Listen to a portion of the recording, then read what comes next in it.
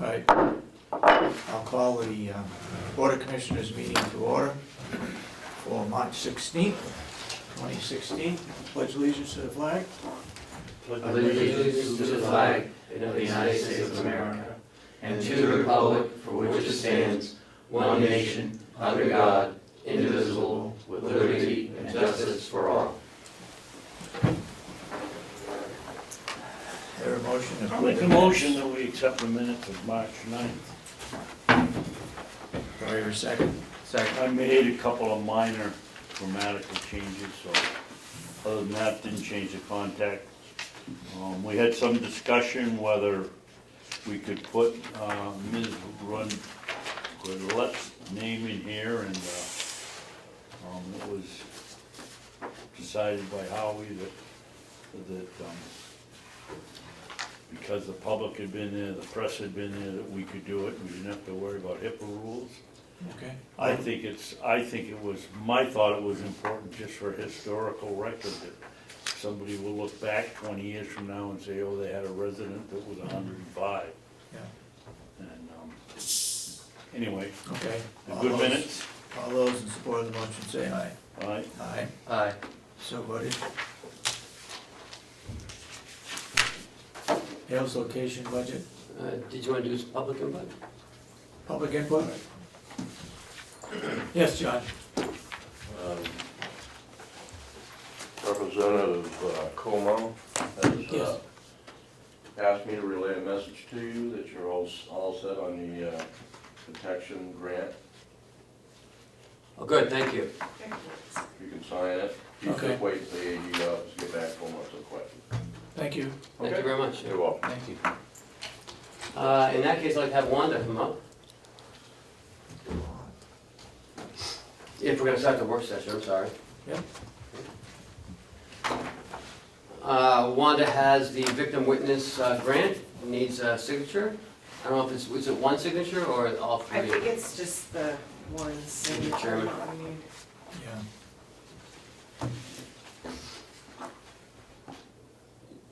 Do you have any copies there? I have three. Okay, great. Would you give them to the commission? Thank you. And then you can give one to Cheryl for the record. I have a motion to approve the grant and for me to sign it on behalf of the board. I make that a motion. Do I hear a second? Second. All those support the motion say aye. Aye. Did anybody else vote? I don't think so. Did you vote? Yes. Did you vote? Voting in favor. Okay, I didn't hear you. He didn't vote. He did not. When did we get this? About a month A ago? month ago? If that, yeah, just about a month. I came in to let you know whatever the day was that I found out about it. Yep, and we gave it to the grant review committee. It's the same grant, it's just, there was an additional $7,500. So the grant review committee reviewed it. Chuck and Kathy have been working on the numbers, and there it is for signature. Okay, well, based on the fact that it hasn't We been voted approved on by it, so it's approved. I'll vote for it then. You know, where we can, we'd like to give it to the grant review committee. Right. And last year I wasn't aware of that, so it didn't go last year, but it did this year. Yeah, and Ed was really, he had a lot of questions on it, and he got some answers, and also contacted the Attorney General for some more answers, but he feels comfortable with it, so if he feels comfortable with it. So it starts the 1st of July, right? Correct. Good morning. Mr. Scoot, how are you? Thank you. You needed the other copies? Is that I'll- right? These are just for our Those, yeah, I'll Have make you got sure, actual peek one? at them. I will make sure I have signed copies to make sure everyone has copies. Okay. Yeah, if you can make sure that Kathy gets one downstairs for the record, Yeah. signed copy Right, for our contract. yes. How is your job going? Well, It is going well. you like what you do? I love what I do. Okay. It's been challenging with because of the grant, they've put in, which we've had the computer program, but we weren't using it in the way that they want us to use it now for reporting purposes, so that's been. What's the program do? It keeps track of all the, like, what type of services are provided to victims, when they're provided, the type of crime, demographic type thing. So how does that help you? Well, it's, for me, Record. I mean, it helps to know like what crimes we're working with victims and how soon we come into the, like if it, how soon after the crime occurs that we're having contact with the victim. But it also, for the federal government, provides them with the information whether they're male or female or, their race and all I'm that not stuff. really interested in what goes to the federal government because Right. 90% of that is useless information. I'm concerned with, we've got this program here. How is it helping you? How is it making your job easier? Easier, by inputting all that information, all the phone numbers, all the contact information, not only for my purposes, like when I have a phone call, what I've had a phone call about, it also gives access to the attorney, so if they have a question and I'm not in the office or I'm on the phone or they need an immediate question, they can look in the program and see what my last contact with the victim was and restitution figures and everything is all in one place now, instead of there's a file drawer over here that has this information that somebody has to go dig for and there's other stuff in the file in the attorney's office and now everything's in So when you one put it location. in one, anybody, the attorneys can see when you talk to the person, what the conversation was. Right, all that information is in one place for anybody in our office to look up. Can you give me a feeling as to how many cases you do a year? Not off the top of however many cases the attorney's Roughly, office is roughly. pretty much handling is, and actually it's more than that because sometimes I get involved with victims on a district court level. We're probably talking 300 cases, Really? yeah. It could be a little bit less or a little bit more, Yeah, but I that's like, understand. Yeah. What's the average amount of time you spend on a case? it depends on the crime. If it's a sexual assault victim, a lot.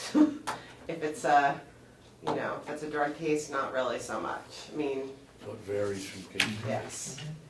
And usually never really any other than a phone call with like a police officer who's a witness in a drug case, but because of the drug problem right now, a lot of family members are feeling like a victim.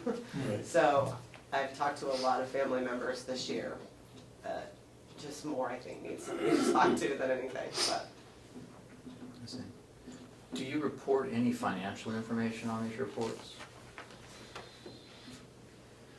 The reports to the federal government, Yeah, to the federal. they have a quarterly report that the business office fills out based off of like what we're spending from the program. Okay. So yeah, that's quarterly is reported. Yeah, that was the right answer. I was just making sure the interface was there, that whatever you're reporting is indeed what is on our books, so there's no Yes. discrepancy. No, it comes from the business Perfect. office. Okay, thank you. Thank you. Thank you. I got another couple of questions for Oh, you. While you're here, Wanda. Yes. What is gained by these seminars that your department has gone to for the last 5 years in Seattle and wherever else they are, except here in Ossipee? Well, they don't offer any in Ossipee. Can't But imagine why, it's beautiful here. I'm not saying I disagree with that, Are but they seminars or what do you get out of it? it's interacting with a lot of people, well, the ones that are not, like there's one next week in Washington DC, which is the same one that was in Seattle and in New Orleans and that type of thing. A lot of people from the state of New Hampshire go, but it's also an international conference, so it's meeting with people who work with victims in crisis type center. so you have people. workshops? Yeah, there's a lot of workshops, and just so it's a lot of new information and things change, like with internet and stalking and And so it's just new information. Human trafficking is huge now, not so much in our area, but it is in New Hampshire now. So it's, you know, dealing with victims and that type of crime, and so It is happening. There's a in lot. New Hampshire. it is southern part of the state, Really? I guess there's a lot of it going on, so. Do you have an association of victim witness personnel? Statewide? Association. The state, the victim witness advocates in the state meet, we haven't for a while, but typically like every couple of months, get together to talk about what's going on in the in the state and in each of our counties. So there's So one we in each do- county. There's a lot of the counties have multiple, More than but one. yes, Yeah. there's victim witness advocates in every county and in the Attorney General's office. I don't really have a great idea of what you do, but it would have seemed to me it would be far more effective and cost effective if you had a state organization that met once a month or once every 2 weeks and traveling all over the country to listen to other people. I mean, the problems we have, I'm sure you pick up information of stuff that's coming this way or been here and going, but stuff that's here every day, I would think you should get that out of an organization. Yeah, more like I said, I frequently. mean, they, all of them in the state do meet, but, you know, it's like every couple of months or so. So it's like every quarter, maybe. Yes, Do you go? yes. That's all my question. I think it's good that she goes to these national meetings just to pick up Oh, I do information that maybe coming to New Hampshire. Well, Washington DC is not bad, going to Seattle, Washington, or way out west is probably costly, but otherwise, I think she should go. How many departments, police departments in Carroll County have a victim witness? Just Conway. Just Conway. Do you interact with her, I assume, right? Yes, yes, Melissa, formerly of my Oh, position she was is the here, victim okay, witness that's person right. in Conway. That's right. And yes, I do, I mean, we, you know, so that, to help make it smoother for victims Mhm. in Conway to, if it's a felony level case that's coming to our office, so. Okay. Yes, we do interact, but that's the only department that has one in our county. Mhm. How many cases are you working on currently? Just roughly. It's probably like 100 going right now. Wow. Really? Between post-convict, like they've already been convicted, but new stuff's coming up, or currently open cases, or cases that are, we haven't actually like formally charged yet. 100? So I guess that it's a little more larger than we Say assumed. 25 to 50, but 100? I wouldn't even have thought that many I did. mean, we have cases that, I mean, while that's that many cases, we have like a burglary case right now that has 20 victims Oh, in that one particular case. Now, do you count that one case or 20 cases? It's one case. How the government would count it as 20 cases probably to make it look good. Well, no, the court system would have, like, 5 years ago counted it, each particular victim would have been one case. Yeah. But now they don't, the court system lumps it all into one docket number, so it's And you have technically. 100 of those? That's unbelievable. Go ahead. Yeah, I know we have a busy schedule today, but we're talking about the costs of her going to the conferences, and I think it is reasonable that we mention, though, that these conferences are put on by the federal government, so they're looking at a national conference, and also, we do receive a very substantial grant from the federal government that offsets these costs, so. I And mean, some of the it's not conferences. necessarily the county is ponying up this money directly for her to go to the conference. The federal government gives us a rather large That's correct. Grant. It's all coming from the grant, whenever any of the conferences come from the grant money. And when they have scholarships available, we try to, if they will, you know, if we can, we try to use that, so we're not even spending the grant money on certain conferences that we attend, so. nice. But the grant money only covers about 50% of your budget. Is that correct? As I recall? A little more than, I mean, that, yeah, a little less than 50%. Yeah. Yeah, A little less than 50. Yep. Yeah. And then, Well, actually, it was quite a bit less than that, but then when everything started getting moved from one budget to another budget, things got a little more a little confusing. more there. confusing to follow. Well, in years to come, it'll be easier, because we'll know. But still, you know, it's about 46%. okay, Wanda, thank you. Thank you. Thank you, Warner.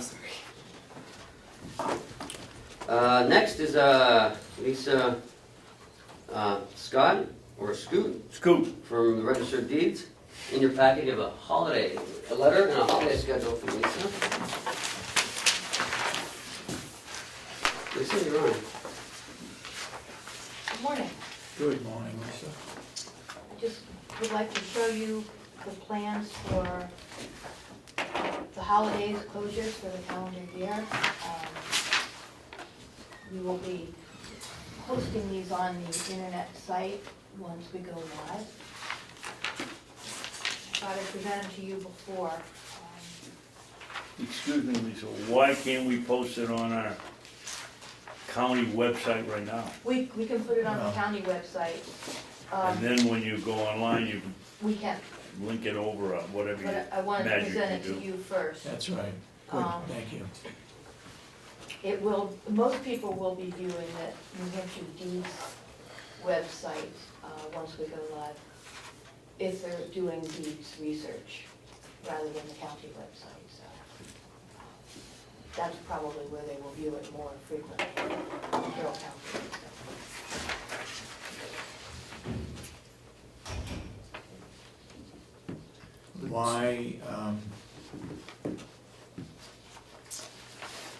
Why the exception one day, a day after Thanksgiving? Well, because the county holiday schedule is different from the court holiday schedule. And traditionally, the deeds office went by the court. This year, I wanted to bring this before you because it is different.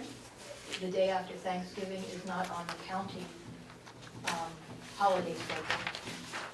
All the registries of deeds are closed on the day after Thanksgiving, and traditionally, we've always been. So the staff would like to be closed. I would like to be closed that day to be consistent. And Well, they will be taking a personal day that day. Isn't the day after Thanksgiving on a Friday? Yes.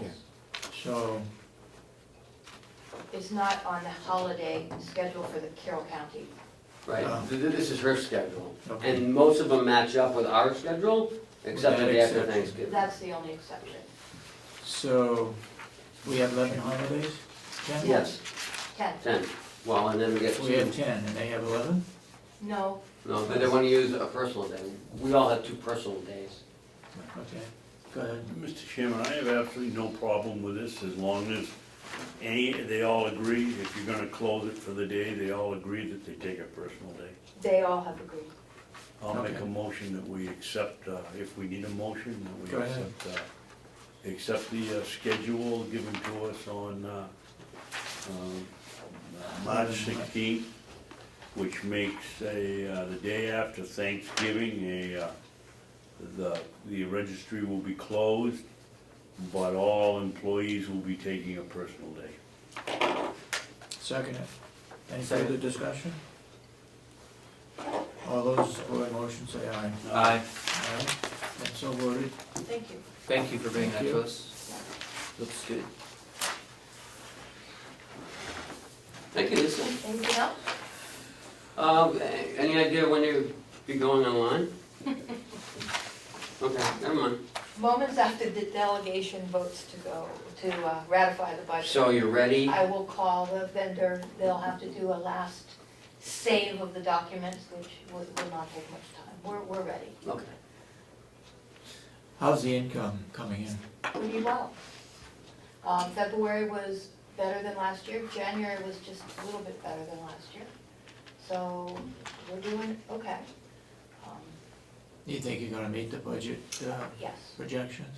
at this point in time, I'm feeling like we will. Good. How many, we- how many, title companies have you get signed up at this point, paid their annual? I think you said 126 the last time, 136 now. 136. Once we go online, I expect that will increase very quickly. And that's at how many, $120 annually, 120 bucks, that's right, okay. so it's, we have held aside over $16,000 ready to deposit as soon as first day we go online. The people that are doing research Mhm. in the registry of deeds, Mhm. they're gonna lose their jobs? No, their No. jobs will change. They How? will, well, from what I've seen, many of them will continue to do what they're doing, but they'll do it from their home or from the registry. And there will be other people doing what they do now from the offices that are far away. But they always need that person in-house who can do the updates and the records and be the couriers between closings and recordings and the complicated titles, the ones that take local expertise, these people will come to them. And I feel like they're not as concerned as they were because they realize it's just it's a matter of things changing and progressing. It's not, it won't be cut off. And we have nothing to do with it, but it's their own private And it's, business. it is their own private business, and some people will choose to handle the change differently than others. Mhm. I forget what town it was we went to, but they, Grafton. Oh, the town, I'm sorry. yeah, they were glad that we were going to this. I Mhm. want to say it was Sandwich. I do too, with sandwich. It was Sandwich, yeah. All the towns are just, When I was at Chomping at the bit. Tuftonboro, I was at Tuftonboro a little early, and that was one of the things they asked me. Oh, they did? Yeah, when we were going online. Oh, Yeah. see, so, you So know, there's an interest. yeah, oh yeah. so I think it's a good thing. Okay, Anything else for Lisa? thank you, Lisa. Thanks, Lisa. Just one other thing that I remember from the subcommittee, just really quickly, is that, will there be changes, or there's the prospect for changes in the overall staffing within the registry once we go online, as far as, less customer service necessary, hands-on work? Do you perceive that we'll be cutting back sometime in the future? Sometime in the future. When that will be, I don't know. The change is going to take some hand-holding with our clients. People will still be calling, trying to get used to how to do this on their own. And then the next possible upgrade coming down the pipe, not now, but in the future, that's being talked about, that I'm getting urged to move forward with, is electronic recording. It's happening in all the other counties. Carroll's one of the 3 last counties that don't do it. Coas and Belknap are working with the vendor right now to be recording online, be recording electronically. And that opens up a whole different realm of things. So if we move in that direction, there's going to be a need to continue on with what we have until we figure out how all that works. You get into different sets of staffing needs when you have that change from the government. So we'll see. So, but if you do have a turnover with any of your assistants over there, you would come to the board before anyone, before the next person is hired? Certainly, I will talk to them, Thank you. because this will be evolving. Right. So, yeah, so keep our finger on Yeah. when the time is right. Okay, thank you, Lisa. Thank you. Thank you. Next up, Howie.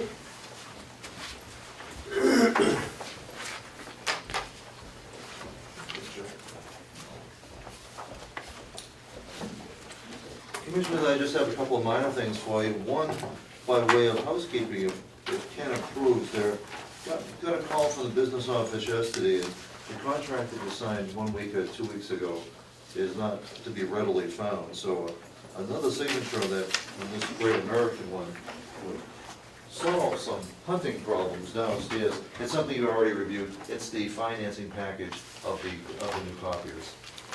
There's a service contract and there's the financing part, but they want to be sure we have a signed copy downstairs. Now, following up on the contract part, I also have another routine one for you, which is for general linen. It's another 1-year extension under exactly the same terms, exactly the same costs, which has been very favorable. That has saved us thousands over the years. And if that is agreeable, I would put. Well, Howie, I thought we discussed when we got this the first time was that we weren't gonna have in here that they could change the rate at their discretion. Yes. And Mr. Porter was here. Mark said that he He- would guarantee that they would not, and if they did, he would pay for it. Okay. And this is a extension on exactly the same terms. Has he, And true to the commissioner's policy, it's a 1-year contract, so we're not locking ourselves into any increases. There's no opportunity for increase in this. so do we have that statement, the follow-up in writing from the No, board? no, but it's on video, we were all here. Mark has too much to lose by not standing behind things, because he would Yeah, he's lose. not- If he failed to execute, he'd lose. He'd lose I'm sure the commissioners would not choose to do business in the future. I see. The last I have for you, and I believe Ken has probably given you copies, is the revised contract with Health Pro for our rehab services. I was able to renegotiate this past week with them to save $200 a month in a fee that they wanted to charge us for access to an MDS hotline that should not be charged for. They gave us a new contract for that reaffirmed that. I'm not sure if you're ready to consider that at this time or not. Howie, You want me to give you copies of the Howie, He I just thought wanted this to is, see this it. was Commissioner August the wanted to same see it. thing, but this is general linen. This is general linen, that's the, Yeah, that's the one I want to see. Oh, That's the one I was most interested in seeing. I don't know what he's signing, because I'm not seeing it. Thank you.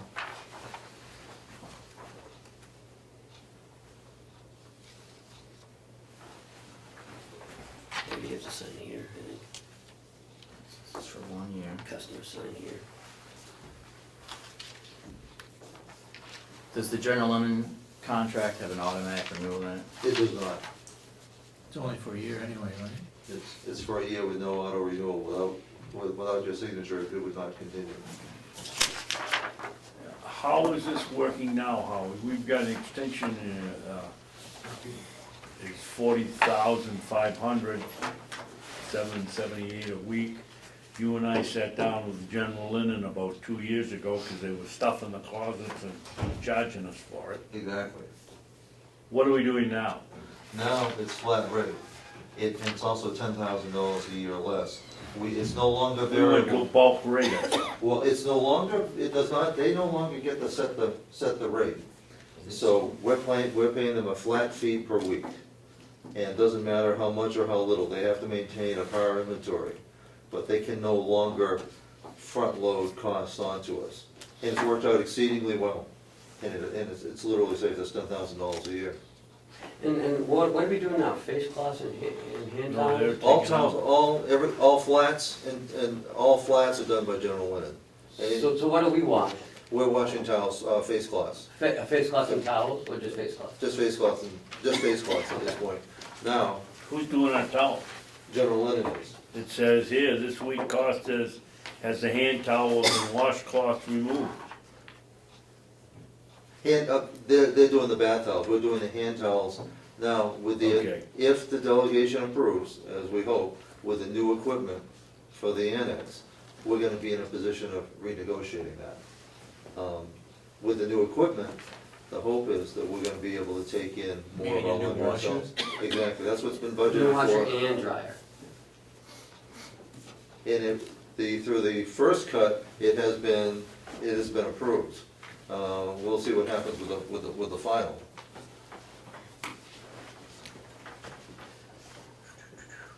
So basically, this is talking about extending the existing contract Correct. that's set to expire in 2015. Correct. And does it have an automatic renewal clause in it? There is none. In fact, we eliminate that from any and all contracts now. In fact, even with the Health Pro contract that you have is a 2-year contract, but it can be severed for no cause in 90 days and for cause in 60 days. I can't tell you they were pleased about that, but that's what we insisted on and they accept it, they understand.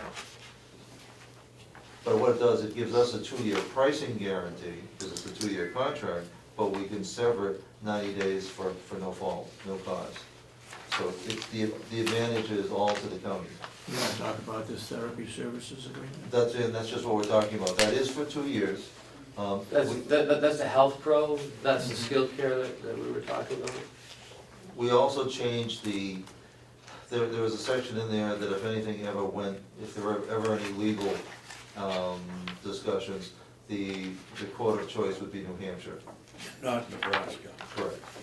So, in all the contracts we do, we want to be sure that the legal review is in New Hampshire. Do we have a motion authorizing me to sign this? This one you got? Therapy, Therapy service agreement. I'll make a motion that we sign the therapy service agreement with Health Pro, What? Therapy services. That's the one that you gave me yesterday. Okay, good. That's the Second it. All those in support of the motion say aye. Aye. So voted. So when are they gonna start? They are starting Can you June have a copy 1st. of the general lending contract? Yeah. Can you get that for me? And they are ready to set up. Oh, are they? Yep, yes. So, June 1st is the date that, May 31st is the last day of Genesis. now, how are they doing as far as staffing? Not bad, but not ideal. Okay. It's, Which department, I'm sorry, no, this is the rehab department, our contracted rehabilitation services through Genesis. They're having some problems with keeping full staffing. And of course, at this point where they've given us notice and we've given them notice, the commitment is Yeah. ideal. But they are still doing a good job. And- Okay, And that's their good. program director is very committed, so Thank we're pleased. They are being classy about that. Howie, what else you got? That is all I have for you. Well- Okay. Thank you very much. Well, I sent a message over to Howie this morning regarding, the monthly report from the Mountain View community, that it's my recollection that we haven't received anything from January yet.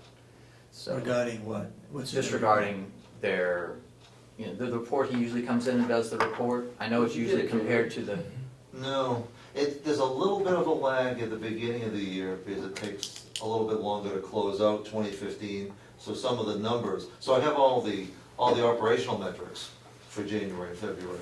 But of course, the important numbers to the commissioners tend to be the financial ones, so. You didn't come in January and give us that big, or was That that was for for December? That was- Oh. this, I'm saying, we haven't heard anything so far this year, so How does next Wednesday sound? that Sounds sounds good. amazing. That's that, it will be done. Your other question was about how do we replace sick time, replacements. When we have notice, we try to, before we go to our per diem pool, we look for regularly scheduled to try to take care of our own people, to give them extra hours. That's a good part. Some of you know Elaine Gentili, our scheduler. Half of what she does is filling our sick calls. Averages something in the order of 4 a day. Doesn't sound like a huge number, but when you're trying to find somebody in short order, it's no small task. Right. Because these days people aren't always looking for extra hours. But she does a great job in keeping the place operating. How many empty beds do we have? None, None. 103 is our Great. census today. Great. 10, You know the 8, 9 ratio? or 10 skilled, which is good. Okay. Again, Well, we have another question. Just, so we don't have a policy in place though about if someone calls in sick, that there's someone who's standing on the ready, so to speak, to take any place at this That's what time? our per diems are, but it's always a matter of, you know, if you have plans for the day, it isn't as though somebody's standing at the ready. We don't have So the anybody per- who are paid on call, waiting. Yeah, we have to pay someone to sit by the phone. There are places that do pay somebody to be on call for certain days, and we don't do that. Mhm. I wouldn't recommend doing That's, that. But anyway, we'll talk about it. again, thank you, Howie. thank you. Next Wednesday, have that stuff ready to go, and send it to me, the day before, would you? I will be glad to do that. Thank you, Howard. Take care. Did you want me to stay? You were gonna Yeah, stay I yesterday. would like you to stay. Next, we have DNA, DNA presentation. Let me try to get this right. Sandy Ruka, Sue Ruka, Carolyn, Karen. Oh, I was gonna say Karen, I said, and then Heather. But yes, we should have changed seats though. No, I should have. From the BNA, Commissioner Babson and I reached out to Sandy, about a month ago or so, maybe a little more. Yeah. And we had some questions and some discussion, and what came out of that was for them to come and give us a presentation on what the BNA does and how maybe some things we can learn from or help or whatever. What Go we ahead. want to do today was keep this really informal. Right. Because we really would like to address your questions about our county and the health of it. But thought I'd start out just with a really brief overview of the services we provide. So we're visiting nurse home care and hospice of Carroll County, which is way too long a name, we know that. It's like, we need to shorten it somehow, someday. But we have 3 branches, 3 main teams in our organization. One is traditional skilled home care. So that's people who are recovering from an illness or accident, need short term. We work in 60-day blocks of time, but it doesn't mean somebody's on service for 60 days. For that program, again, it's aimed at being short term, but it does provide nursing, physical therapy, occupational therapy, speech therapy, and home health aides, medical social services when needed. Primary payer for that is Medicare. Our agency actually remains 93% Medicare, which is a good place for us, the skilled part of our agency to be. Excuse me, I can't write as fast as Oh. you. I talk fast, I'm You'd sorry. be a good partner with our head of our jail. Okay. You said 96% of your funds come from 83%. Medicare for 93. this? 83% of the skilled part, so Yes. not the long-term care part, so, 83 for skill. yeah.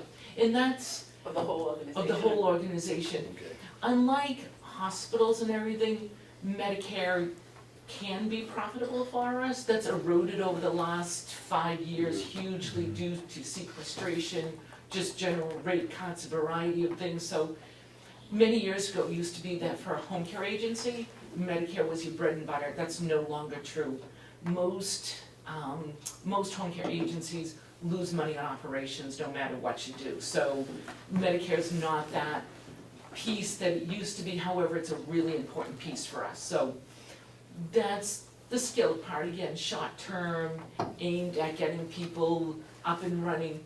Those services, we concentrate more the northern part of the county, and we're actually in western Maine, so north through like Hart's location, south through Ossipee, and then Central New Hampshire Visiting Nurses starts their skilled and hospice Ossipee on south. So there are some towns we share, and both agencies have a presence in the county for skilled and hospice. And then we have our hospice program, which again is aimed at helping people, supporting them through the end of life care. So that again is similar to skilled.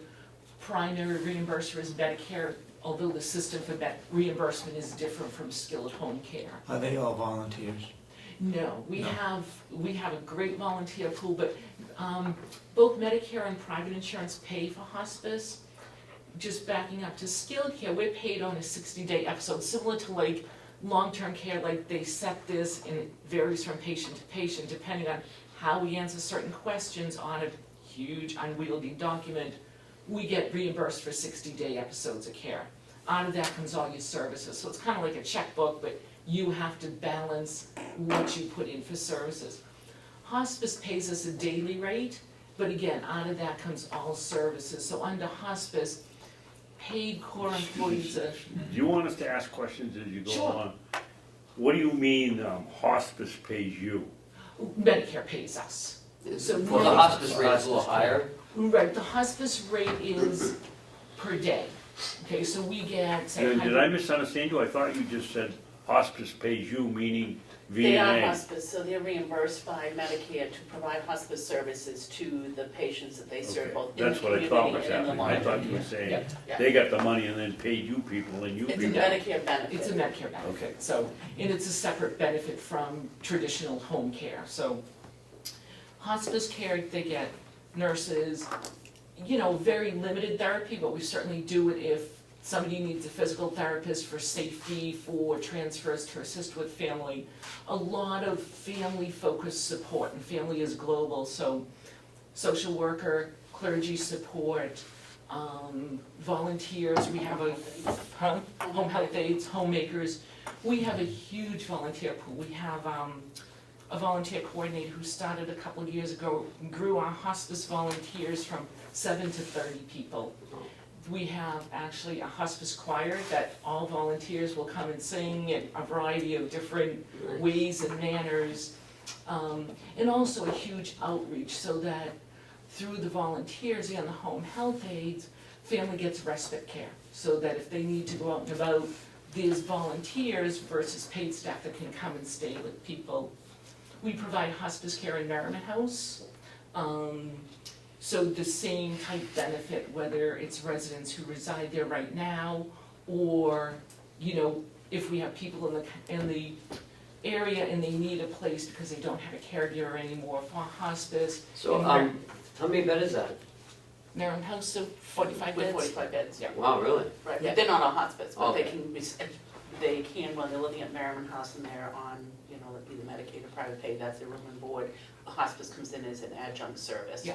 So, Do you have a dedicated wing or a dedicated? no, because Just- it's mostly our residents that are there, that then they are reaching sort of a point that they are considered to be more, say, terminal, so they'll be able to get the hospice benefit. So they get a little extra home health aid coverage.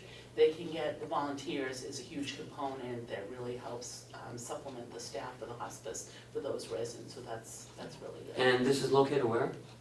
What town? It's part of Memorial Hospital. Merriman Oh. House. County Hospital. Yeah, it's part of He's hospital. from the southern You gotta part of the excuse state. me. You Yeah. gotta excuse him. But the bulk of Ossipee's the He dividing doesn't know where line. Jackson Yeah. is Yeah. yet. the Look at bulk the of the tour, yeah. hospice is the home care. I'm on the hospice, I'm on the VNS board as well, that's why I'm here today. And my passion for aging, so. And then we have, which I'm gonna turn over to Heather and Karen, we did a little bit of shifting, because long-term care services, we covered the entire county for. Really important piece to our community. And just to give people a little background, used to be visiting nurse of Northern Carroll County and then Carroll County Health and Home Care Services. And they were separate. Visiting nurses just did the skilled part. Carroll County Health and Home Care did all the long-term care services, and then it was actually due to the death of their executive director, Mary Ellen LaRoche, that it's been 4 years now that we merged the two agencies with the idea of preserving the integrity of services in the county, committing ourselves, and long-term care services are not a financial boon for anybody. Medicaid reimbursement, state reimbursement never comes anywhere close, and how we can relate to this totally, never comes anywhere near meeting your cost. But the decision was made after a lot of thoughtful planning on the board's part to say, we're committed to continuing these services, and those are through the entire county. But I'm gonna have Heather, who now, we did a little bit of internal shifting recently, to make sure that we were providing services in a very well-coordinated way. So Heather's actually our long-term care coordinator, and Karen is the guru of all finance and Karen, to be program honest. management, so Not we're gonna honest, have but them I'll try. address the long-term care pieces. So we provide long-term care services from Hart's location down to, we can serve clients in Wakefield, Wolfboro, Moulton Borough, all of Carroll County. we think of our long-term care services as being able to keep that person independent and in their home as long as possible. So we provide everything from homemaking services to home health aid services to sometimes nursing services. So very often, family members contact us that they have a loved one at home that needs help. So we like to go into somebody's houses in the beginning stages of when somebody's just getting old as homemaking to be able to provide help, grocery shopping or making meals, just the generalized thing. And then we work our way up, and as we build their trust, they'll then let us help them shower, even just being in the same room as the bathroom. You know, we talk to them about, these are the things that are gonna get you out of your home if you fall and you break your hip, let us help you in the shower. To providing, sometimes they need nurse med management, so the nurse comes in and fills their pills, you know, every couple of weeks. So we do things designed to keep them home until they need to go. Either they can, sometimes we hospice our long-term care clients, so we might be right from the beginning to the end of life. Sometimes we help that transition to get into a facility. And then sometimes we help transition them into 24-hour care. We don't provide the 24-hour care. There's other agencies in the area that provide the 24-hour care, but we work closely with them. Down in this area, we work with central visiting nurse to make sure that if somebody's on their skilled services, we provide, you know, so that we're coordinating that. Do you have enough people to meet the needs? Enough staff to meet the needs? Yeah. That is, today, this morning, yes, I do. Tomorrow morning, I might not, all those call-ups. Right now, we do. We actually don't have a very high turnover in staff. But it is tricky. It's actually more difficult down here in the southern part of the state, the county, sorry, in order to get the staff, just the travel and the general business pieces of it. Nobody lives close down here, so it's cost effective to provide the coverage down here. It costs us more because they're traveling a half an hour in between each client, whereas up north, it's not as much. But we are, we are getting there. How many cases do you have? I think right now in our census, so I also do the long-term care scheduling, so I schedule all the LNAs, or I should say the field staff scheduling, so I schedule all the LNAs and the homemaking for all the services, hospice, homemaking, hospice, long-term care, and skilled. So right now, I believe, we have 155 people on our census right now for all of those services. I usually schedule between 400 and 500 visits a week. Really? We provide services 7 days a week. I think our first client 7:30 to about 5 or 6 at night. Yeah, for a variety of things. Now this may be a question for Karen, but what are your funding mechanisms? So I'll start, Okay. I can do the general. Right. And then she holds me honest, like, Heather, you're not, you know, you need to, so, we have private pay. Some people pay privately. Some people have long-term care insurance policies, which are really hard to get going, but once they get going, they pay well. We also have Choices for Independence, the state Medicaid program, and then we have a couple grant programs. We have a Title IIIB grant, which is a state-funded grant for personal care services, so we have to be able to go in and provide personal care. That is not an income base, that's an age base, so it's somebody that's over 60 and above. Got that right. Somebody over 60 and above, and we have to show a need. So it could be somebody that's been on our skilled services that, you know, the mother or the father really needs help, but the family for one reason or the other is not willing to pay for it. Either they can't or they just won't. So, but we know in order for that person to stay safe at home, we'll put freebie services in. We also have, On the private pay, is it on the availability of the people to pay? Is there a scale involved? no. Or is it the so full it's- payment? Yeah, it's $28 an hour for the home health aid piece. The scale would be, if they really can't, we put them on 3B and then ask them to make a donation. And then we have a homemaking grant, which is just through the state, it's a Title 20 homemaking grant, and that's for adults with disabilities, and that does have an income guideline. So if the person's income is $1,214 per month, and so that can be, it's not even, so if there's a couple at home and the wife's income is below that, we can put the wife on services. So we tend to get creative with that grant. We go in to provide homemaking, but we can also provide respite under that grant. So we go in and make meals, but if, so say the wife has dementia and we can provide the homemaking under the wife, so the staff can go in and the husband can go out and have some time to himself. Commissioner Babson? Yes, Yeah, while we're on the finances, what are your total operating expenses a I'm gonna year? hand that to Karen. Long-term care program costs are about 700,000, if I remember right now.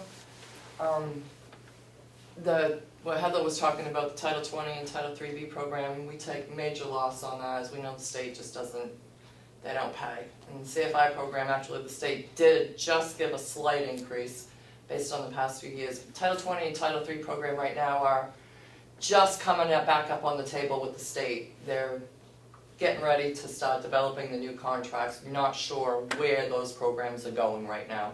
They're very, very undecided what they're gonna do with those programs. Well, visiting nurse and hospice, you don't know what the total operating expenses are for your in Carroll County? I only do the long-term care piece. We have somebody that does all the financing for the whole agency, and that person is not here right now. I can get you that. Would you please? Yeah, absolutely. You also, do you go to the various towns and ask Yeah. for donations? No, Are you sure? positive. Positive I on just that. voted for $15,000 for the town of Ossipee That would last be- Wednesday night That for would be. Not for us. visiting nurse. That would be Central New Hampshire visiting nurses. We do not go to the towns because we go to the county. That's where I was going. Yeah. We go to the county, so we do not go to any towns. Like I said, Central New Hampshire VNA, and they do provide services in Ossipee, so it would be very appropriate for them to be going to the town. About time you But start. my guess is that the budget, and I was on the budget committee in Ossipee, I always thought that the money we were giving was being used to service local residents, not central New Hampshire. Yeah, No, so no, it Central does. DNA serves southern Carroll County. Right.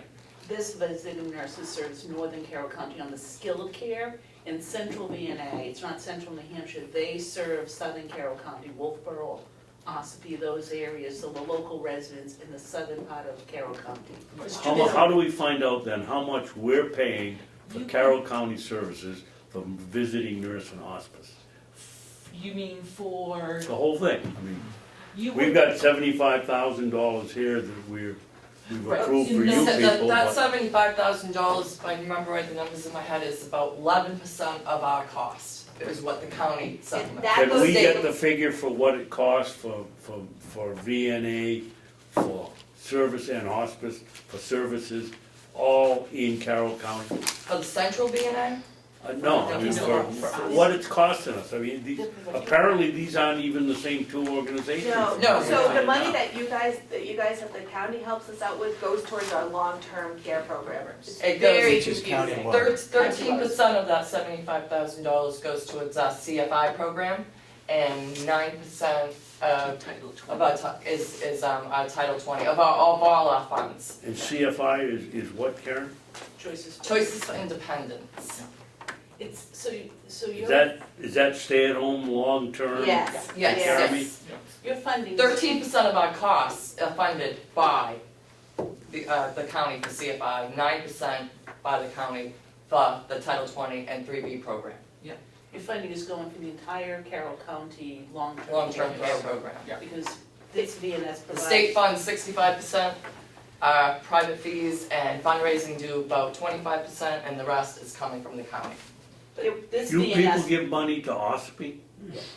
We don't give money to us. We serve us. I mean, Serve. do you Yes, we serve provide Ossipee? services. We serve the entire Carroll. That's what, I'm sorry. Yeah. And so does Central VNA also serve And that. that's what I'm getting at. So it you're wasn't- both organizations Yeah. Correct. service Southern Carroll County. So it wasn't as confusing when Carroll County Health and Home Care was around because then that was a separate organization. So Carroll County Health and Home Care did the long-term care team. Central Visiting Nurse did the skilled side, so that short, traditional, I broke my hip, I'm gonna go home for rehab in hospice. And Visiting Nurse up in North Conway did their traditional services. So there was 3 separate organizations. Now we've combined, so you have Central Visiting Nurse who still only does short-term and hospice. They don't do any long-term care. So that's, I've gone to the hospital, broken the hip, gonna have services at home.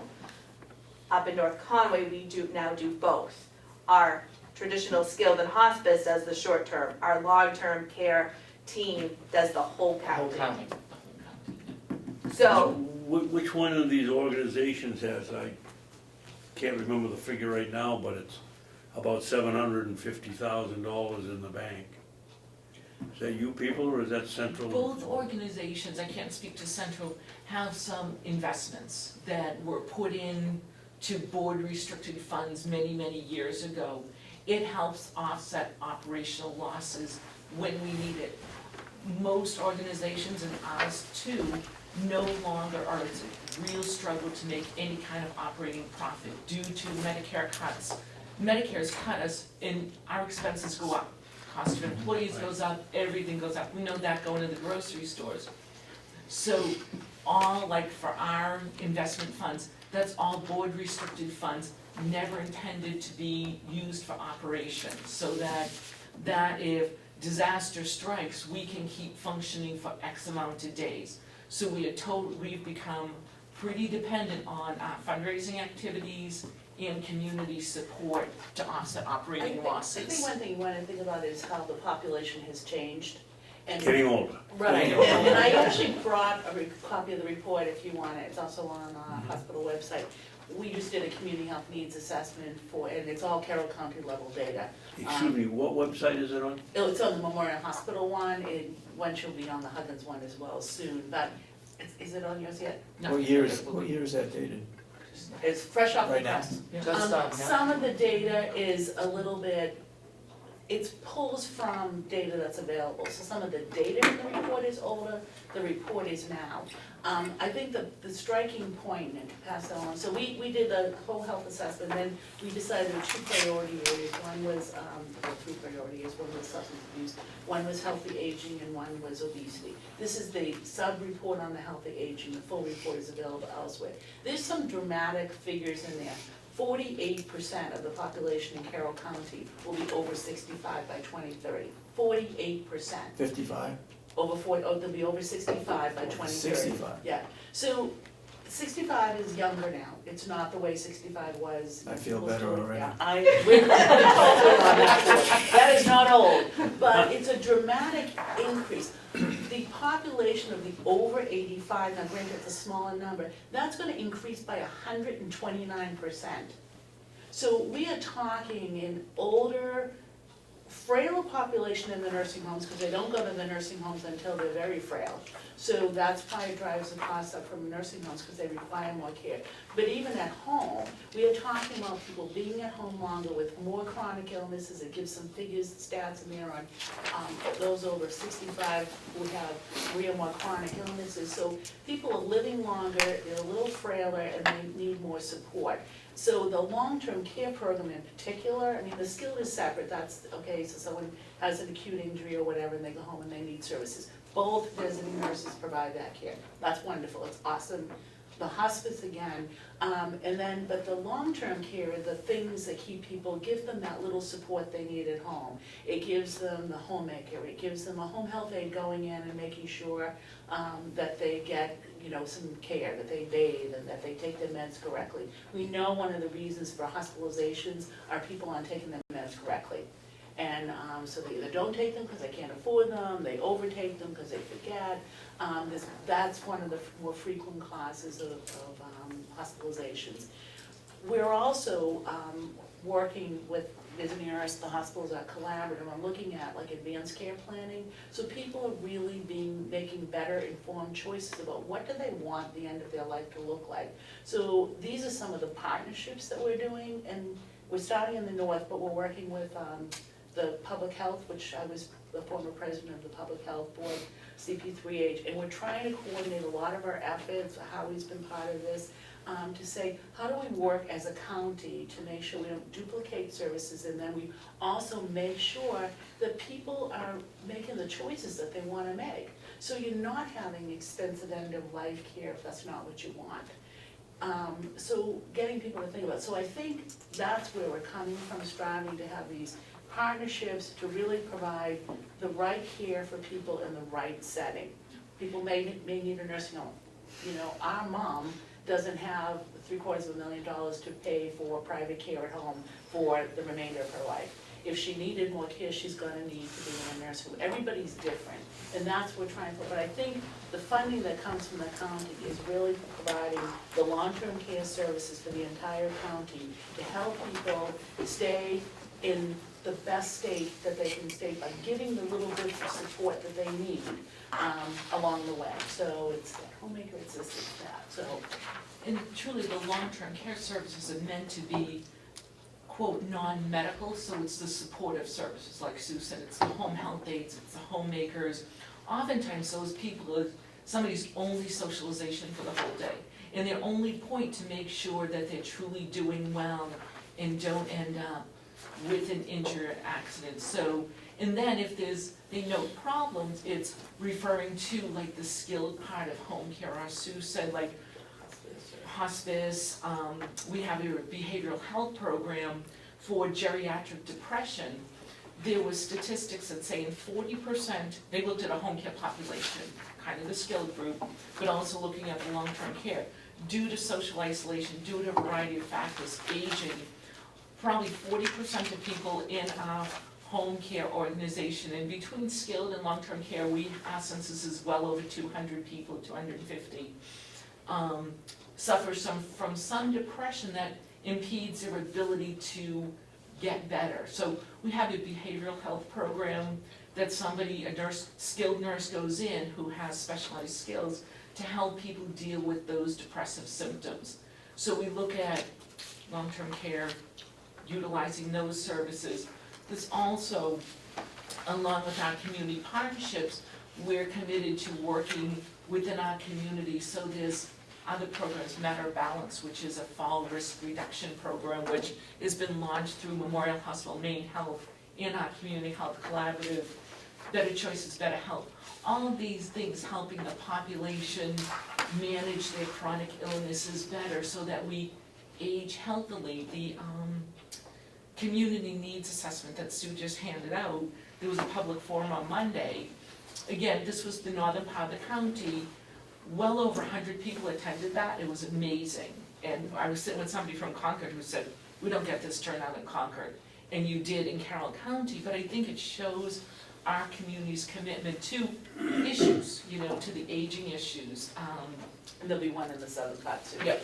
So there's a lot of things, a lot of initiatives going on, and I think sometimes when we look at just the services we provide and kind of that reimbursement, which is always an issue, and like I said, I know how we can relate to this totally. But there's a lot of other supportive services that aren't, quote, reimbursed, that are really part of our organization's mission and commitment to the county. So that's why, if we bring it even to a funding level, sometimes we're saying, we're not asking for funding for a Clear Path program or an advanced life care planning, but these funds that we seek from the county and through a variety of efforts, it helps us build the infrastructure so that we can continue on, fulfilling our mission. The Matter of Balance program, for example, that we're partnering on, we know that Carroll County has a higher rate of senior citizens fall with injury. And we were among some of the highest in the state. So there's a grant through Foundation for Healthy Communities to train some people in Carroll County, Powassan, and Hillsborough County. So we did that. If we can get people more confident in their ability and they move around, like Sandy said, get the Clear Path program so people are depressed too, getting people out and active and feeling more confident, we can keep people at home longer and with more confidence, and they don't socially isolate, so you're really providing quality of life. I agree 100% in trying to keep people at home as long as possible. from experience with my mother-in-law being home. She's now at the Mineral Springs. I think she's much happier being That's right. there because she has a social life. Exactly, Yeah, At home, she's by herself, she's in her Right. room. exactly. yeah. And that's exactly what trying to It's a find the problem. right balance in both places, and I still oversee the Merriman House, so I have a foot in both doors.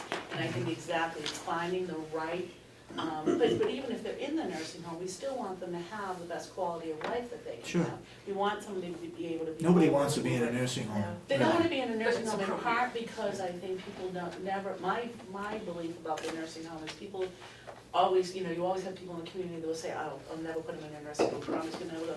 People never wanna be that dependent, they never wanna think that they're gonna need that level of care, and I think people move out of their family home to, senior housing, whatever, with pretty ease, they don't stress over that a lot. But to go to that nursing home, but it's like needing that level of care, needing that amount of support. You're right, in the nursing homes, they can get a lot of socialization, and they can get that interaction, and it's not for everyone, and that's what we try always to say, we wanna keep people where they should be, what's right for them. And if they need the nursing home, to not make it be this horrible, oh my God, they have to go to a nursing home. And that's exactly. And I work with families to always look towards the future, so I go into people's homes to meet with them or caregivers siblings that live, or children that live far away, always with that mind in the future, so that they may have a certain amount of money now, but even for home care, I know that's not gonna last. So I know the Choices for Independence programs, the ways that the nursing homes get paid. So I do try to do some work with people so that they're working in advance, not in the crisis mode. So that they're ready to transition nicely without that big, oh shoot, mom's fallen, now what I do, I can't bring her home, I don't have any money to pay. Now I gotta come back with 5 years of back statements to get on the state Medicaid program.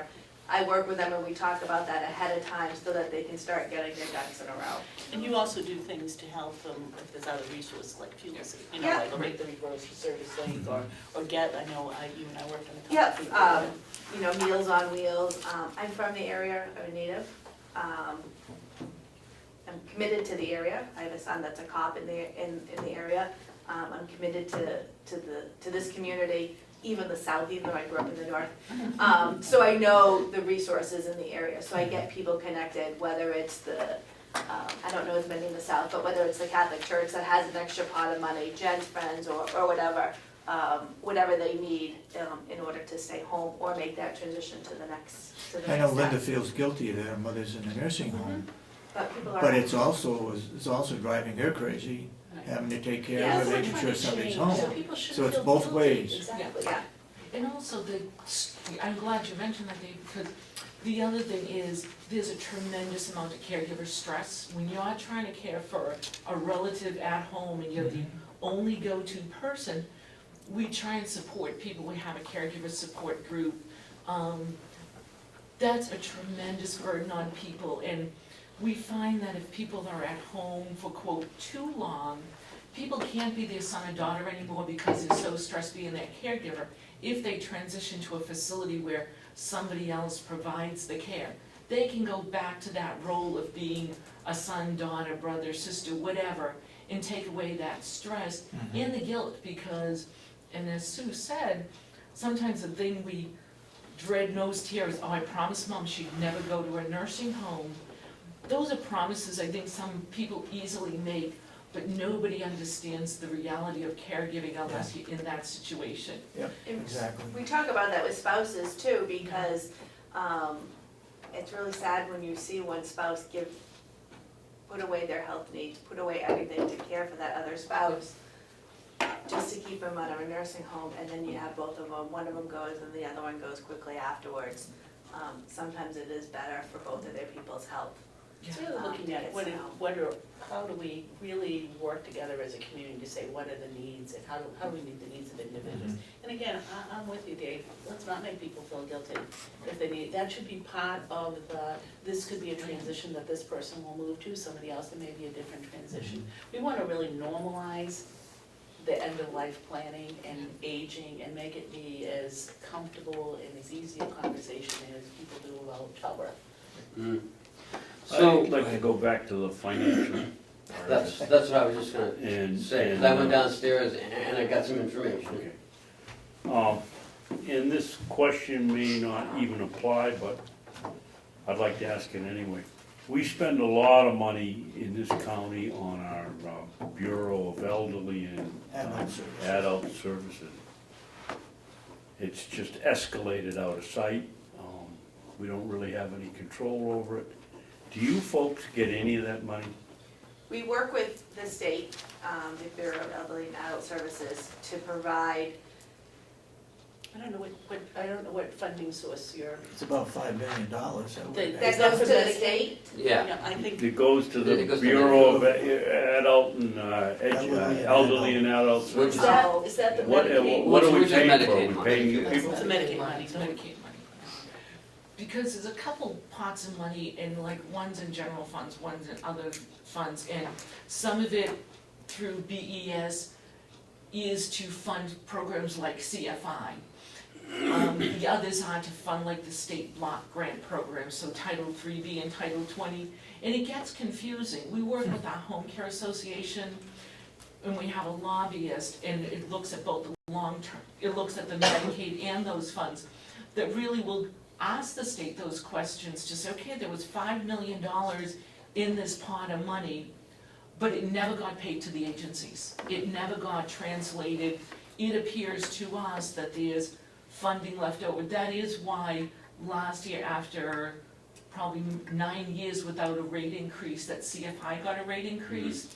But it was a lot of lobbying through the Home Care Association, getting legislators on board that pushed that forth to say, this money exists. And the state has gone through multiple changes in BEAS, so like the contacts we used to have don't exist anymore. So I think we're, and I'm not sure if I'm answering your question, I think we're all asking the same questions at the state level, is where does this translate to the Big organizations? part of the BEAS money is the development disabled I was group. gonna say. That is the Oh. hugest Yep. piece of that money. Right, there's a very small piece of that Medicaid money that goes to, for the long-term care home Right. services. A bulk, I think, probably goes for nursing home, for residents who live there a long time before. There's also, remember, that covers, women and children, like pregnant women and children, it covers the, disabled, which is, as Karen That's, I said, think that's that's the the hugest biggest piece. piece of that. because that's a one. younger population that lives a lot longer. And that's probably the largest piece, but it also is covering pregnant women and children. We have a delegation member that is trying to move forward in getting an audit done on BEAS. Yeah.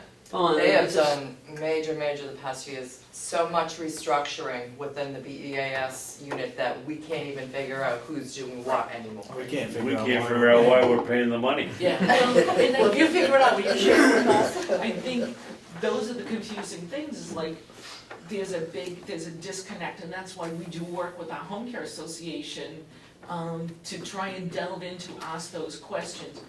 We don't deal with, and like Sue said and It's a Karen, small part of that. it's a small piece of that pot, it's a tiny, to them, it's a minuscule piece of the pot, which is why it probably passed through last year's state budget, because it's minuscule to the greater picture, but, I again. think the drug, I can just speak, I say, with pregnant women and babies, I know for us at Memorial having the OB services for the county, we're seeing so many more drug addicted babies, so they're staying in the hospital longer, primarily 75% at least of our deliveries of Medicaid. So care for during, again, I think that's a small piece out of the whole budget, but I think you're seeing more need with that, which is why we started the prenatal program, to try to care for the drug addicted. You get some moms. questions? But I Some think- of our leftover money from the nursing home. We have leftover. There's money. Wow, did you know that? Explain that again. Maybe you should rephrase that. We have this trailer outside. I wanna know how you got leftover money. The money that's left over in the state, there's a huge pot of money left over from some of our payments that the state was keeping to use, to fund other programs. So again, we had to do the same thing as you did. Fight So, to get it back. yeah, Right, and, exactly. and the hospital association's the same way, so, like, Yeah, and then the hospital piece, if there's other people on Medicaid, it's primarily people with disabilities. yeah. And the nursing home statewide is level funded, which means that if Howie's, you get an increase for Mountain View, then somebody else is gonna get A a decrease. decrease. It's been level funded for years, forever, 20 years. I think so. So I ran downstairs and I get your application. So their yearly budget's a little over 3 million. And then some of their long-term care service cost distribution, just a note, that Ossipee is the third highest. They service 27 individuals there. And each unit is an hour, so, it's about 2,798 hours of services just for Ossipee. Just for us. Yeah. Tamworth is second highest and Conway is the biggest, obviously.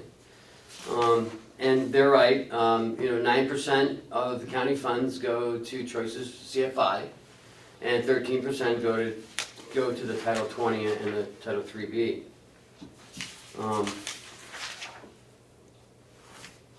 So the total number of services in Carroll County in 2015 was about 25,066. This year they're predicting 25,518. So there's increase. These are 25,000 individuals. 518 Services.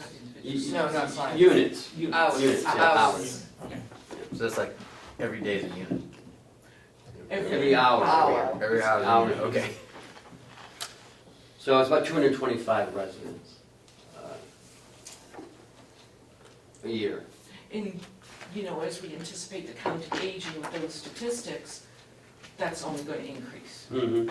And I think sometimes the Title 20, where it's income restricted, isn't as available to those who might be slightly above income that, need to be slotted into different programs, so that one could be a little bit tricky to make sure that it's capturing the population. So essentially, in your group of folks, that have services, you have some that are private pay, and they're essentially spending down until they get to a level of Medicaid, and then you can switch them over to Medicaid, and you're having similar difficulties during that time, or no?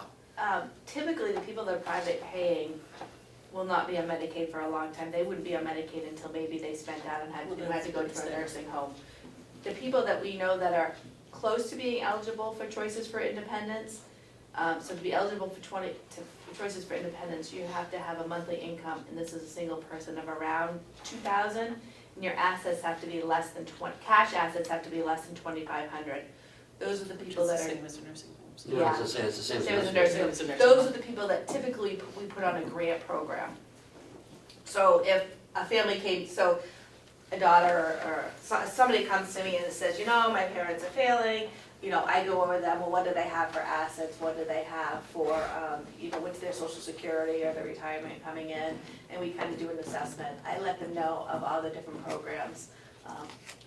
Within a conversation, if somebody can private pay or if it's a struggle. And so then we get them onto the correct program. If they're on a grant program, but their care is gonna be deeper, I refer them to service, like we talk about the Choices for Independence. I talk about how important it is for them to do that now, because it takes a while to get on, and then they'll be on that program to help them to stay home now, and then it'll be the backup if they need to go to a nursing home.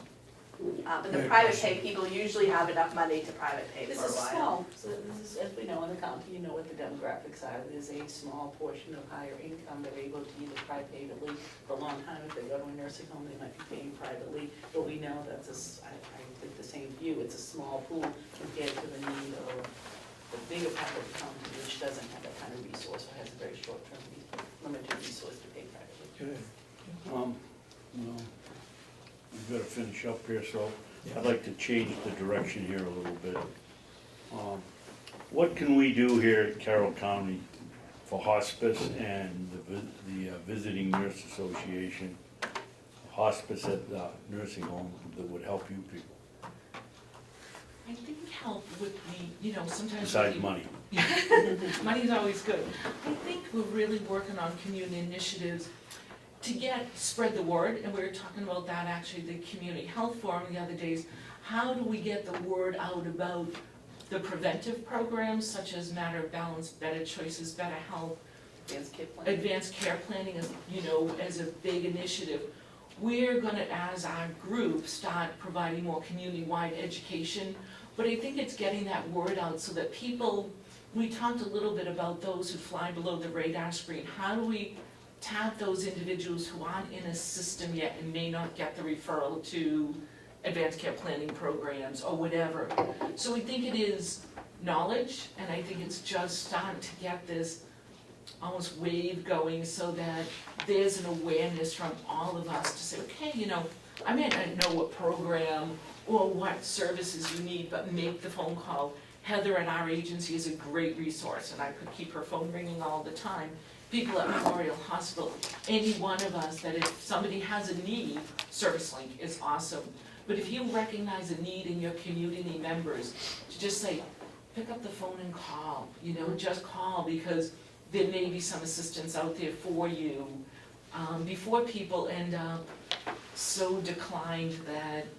If you call any one of us, then we'll try to hook you up to the They'll right give you place. I'll call you, Or, I'll give you my number. or if it's something through advanced care planning or Yeah. something like that. In the different telephone resources. directory, it's under VNA. Online. No. Visiting Yeah. nurse home care. And, Yeah. but if you call the hospital, we have population health now, so I mean, if you call one of us, we're all trying to get you referred to the right place.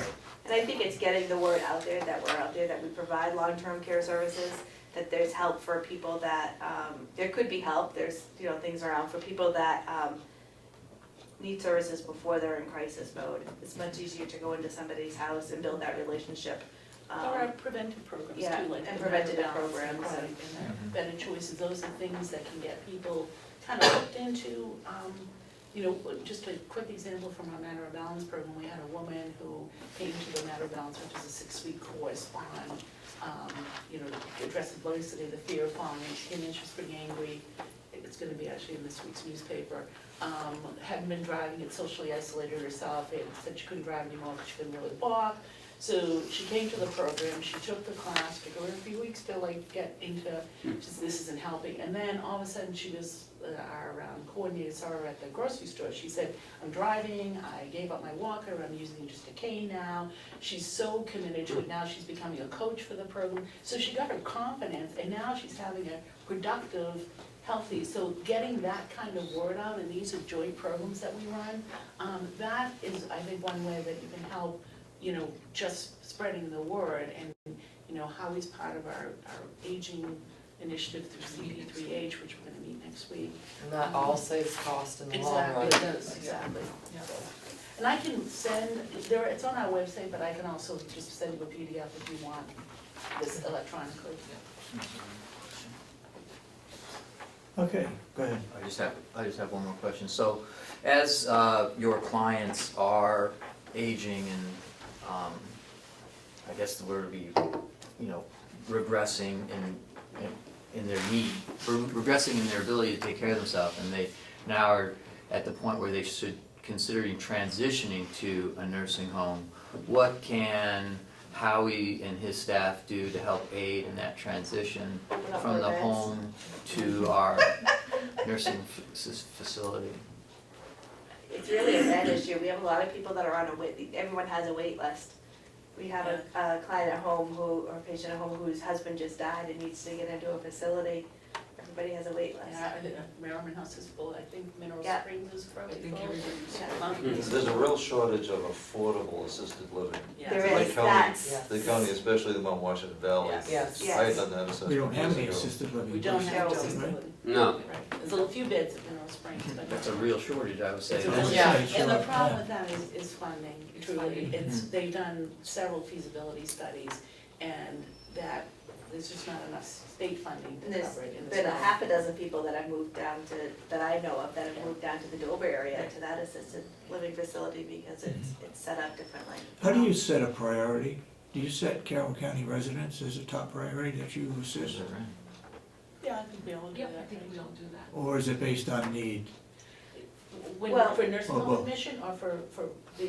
for your programs? Well, We for only me, serve we only Carroll serve Carroll County residents. residents. That's all we service Carroll County. Well, no, we are moving a little bit into Maine, but But just for the skill. just for the Little- skilled little piece, bit yeah, of- but long-term care is, that's all we do is Carroll County. So if my mother lived in Rhode Island and she moved up here and she needed assistance, She you then would becomes a provide that? Carroll County Resident, resident. we would service her. Do you just have to, even if people haven't changed their legal address yet, if they're residing in Carroll County, they would get services, so. Mhm. So just for instance, there's someone who's getting elderly, and I've noticed that their balance is off a little bit.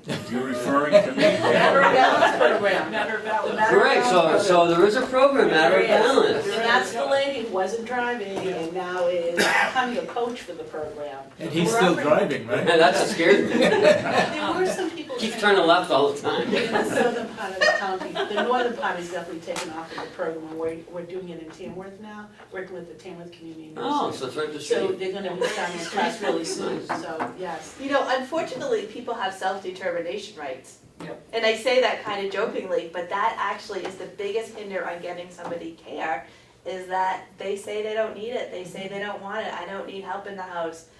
That really is the biggest. He doesn't want to give up his driver's Yeah, license. that's the biggest hindrance in that we have. That's why- And that children get upset, and it's that self-determination rights, which Giving up their make us who independence, we they don't are, wanna do but that. But that's why sometimes these programs, like if you take in the class on the Matter of Balance of the Better Choices, you're not giving up your car, you're not giving up anything, you're just doing something to make yourself a little stronger, but you've connected with the system, but you've also you're stronger. You may not need that next step as quickly.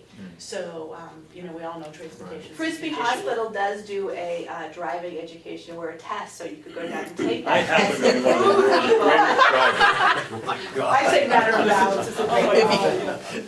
And I'm trying to make her feel better, it's probably just an ear infection. Don't encourage them to drive that far.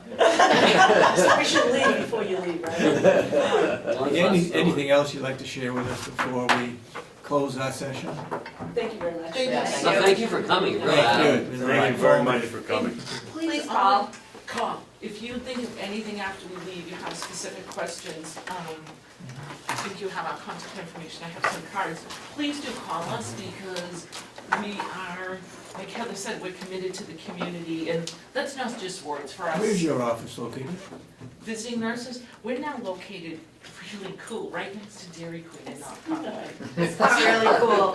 In the summer, it's perfect. If we go Right on the outside, Joe, road. we don't even have to go on the road in order to get to Dairy Queen, so right Put their next to. peanut buster next month, That's next right. door. Buffet, there we go. It's the, used to be the old Lennox building, which we refurbished. Yes, okay. It's Yep, really nice yep, up there. yep. Well, thank you. It's much appreciated what you do. Thank It's you so much for. definitely You do a a terrific job. unsung hero type of position. Well, thank you. The other thing we're looking to is looking out to like EMS providers to identify those people who are calling at home and say, I'm fine, just pick me up. To put in a system, we may be bordering on pilot in Jackson. But just to say, slot those people into almost an automatic referral to Matter of Balance, home care, something, home safety evaluation, so that, people can, and that happens a lot, people fall and they call rescue, they can pick them up, but then they fall again.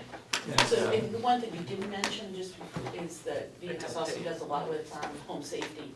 So they can go in and be able to do the home safety evals to say, okay, what is this, okay, maybe you need a grab bar here, and maybe you need this here, and those are all the things that can keep people more functional and safe at home. Don't worry, Mr. Sorensen, I've already given Scott our information. Oh, you have? Okay. Thank you. Thank you very much. I didn't want him to feel left out, that you were just the third one. So I see you're a PhD, what you do your thesis in? I did it in geriatrics Perfect. mostly around dementia, and I did it Perfect. at Boston College.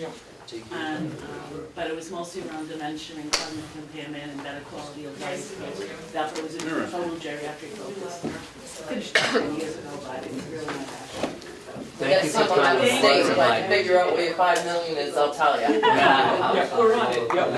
Thank you. Thank you. That would be awesome. Yeah, but. Thank you very much. I'll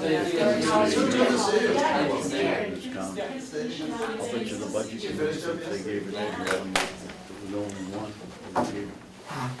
So you should put that balance thing on speed dial. Like that. Can you just sign something for Hale's location? Yeah. All three of us sign it? It's the same, it's the budget that like you guys This is already just have. what we proposed though, right? And then we're gonna go tonight and then they'll have their input and then there's a final? No. I don't know, I've never done this before, it's my first time. We're going Can there we to do it? explain Get a what's in copy their of budget. with us tonight. Bring 3 copies. The delegation's already approved it. Why? I don't know. Huh? I don't want to. Is it, I mean, are we going there this evening? 6 o'clock. 6 o'clock. Yeah. I mean, would it be wise to wait and do the signatures there? Whatever you guys want to do. Doesn't bother me. I just am, kinda new here and I'm not that familiar with the process of what, the commissioner's budget and then, we're the selectmen, Right. usually in a town, With the school board too. usually in a town, there's some sort of vote that, by the people of the town that approves the budget, right? Yeah, but it's not a town, so I don't know if it's. It's not a meeting. We're Done responsible. incorporated. I know, I'm just saying, There's a town. I don't know either. I'm just trying to say, it's like, It's dude, kind of like weird, it's kind of weird. it is unusual and that's why I'm not, this is, And the delegation plays a role in this somehow, with the budget? They approved. they approved it, they voted to approved the approve it, I guess, I mean. Yeah, but. Why are they don't Yeah. give them any money, why are they don't do anything, approving they it? don't- Yeah, I don't know. All they're Maybe doing they- is maybe approving they the serve as the $9,000 of legislative revenue body. we get from them. Maybe that's how it works, maybe they do serve as the legislative body for this. And that's why they voted to say, yeah, we approve it. I mean, maybe that's why it's like that. Maybe, I It'd don't be know. nice to They know find much out. about the county, they know less about Hill's location.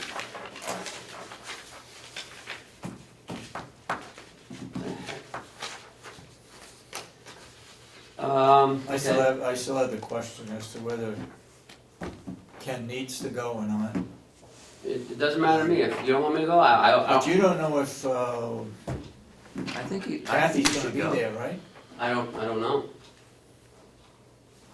I really I don't have a role in this, Right. because I mean, I'm not the And town manager or anything, You so. have met with the Yeah, I met association the last year. association. Well, wait a minute, you are the assistant to the selectman in Hill's location. Yeah. No. That's Yeah, not in this no. title, not in this title. No, not in the RSA's, I'm not. The $9,000 covers anything in our, Well, you pay me $9,000, I'll be as you want. You do whatever you want. anything in our administrative office, mailing, photocopying, anything that we do. No, With the that's, exception of legal fees. There's an item in their budget for legal fees, which we will be asking legal counsel to well, look at contracts. look in the budget, open that up. There's like fire, ambulance, insurance, contract. advertising, wow.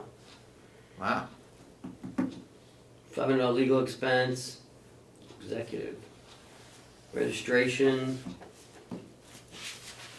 I think next year you should have her come in and present this to you guys. Absolutely, and she should be at this meeting. She doesn't work nights or Yeah, weekends. She That's what? the problem. She doesn't work nights or weekends. That's what I said, She that's the doesn't work problem. nights or weekends? No, I told you, which, I asked her She told us what, that when we hired her. I did what you wanted me to do last week. I called her to find out what her hours were gonna be. Okay. Cause she Did had. you tell her we were gonna be there tonight? I saw an email asking whether she should be there or not. The selectmen meeting is, your selectmen, I hope you're gonna be there. No, No, I see. She set it up.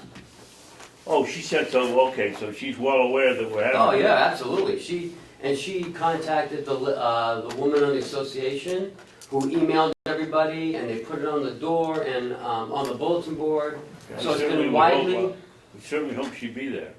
it's been widely advertised, and this is, It's at the hotel, right? yes, it's the same place where the, Yep.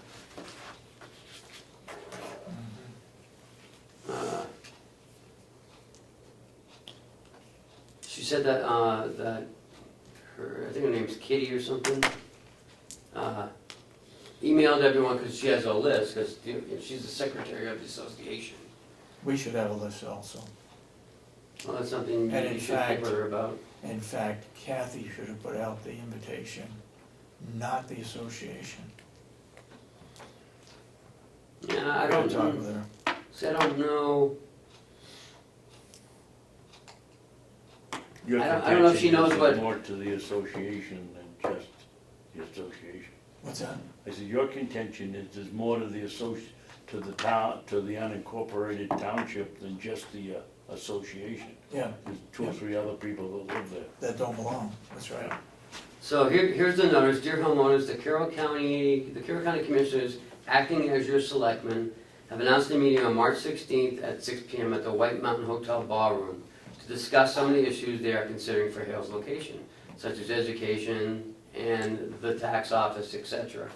All owners are encouraged to attend. Please note that this meeting is not an HLOA Board of Directors meeting. That is to be held the following morning and is a closed meeting. Her name is Josie Rungy. Yep.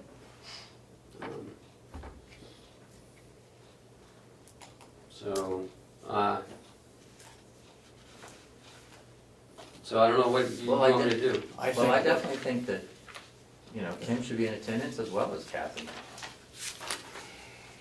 They both should be there, in my opinion. I don't know. if I think like what to- you're looking for is a chauffeur to get you guys there. Well- That's what you're looking for. No, no. No, no. I'd rather drive myself. Well, we're putting a line in the sand. The mileage to that meeting goes on their bill, not the county's bill. I don't know, do you have mileage in that? I didn't see any. Yeah, you gotta Yeah, there's grab my mileage in there. Yep. Okay. All right, what else you got? So, Well, I'm sorry, but do we I know don't if Kathy's coming? No. Are we just assuming she's coming because she put out the notice to, I mean, she said she Well, doesn't work nights. She apparently didn't put out the notice. The association secretary put Right. out the notice, which is not proper. Kathy Reside. Well, Kathy says I don't have anybody's emails, I don't know who they She's got are. all That's the her tax job. records. It's her job. yeah, that's her job. We need, So I think you guys You know what? have to meet with her. I think we need to have her come in next week. Okay, If we, well, let's wait until our budget stuff is through, okay? And have her come in. so these are the hours that she gave me. I think I ran over them, but I'll go over them one Go more ahead. time. 12:30 to 3:30 on the first and second Friday. Normally it's 1:30 to 3:30. First and second, Friday. And then 12:30 to 2:30, the third and fourth Friday.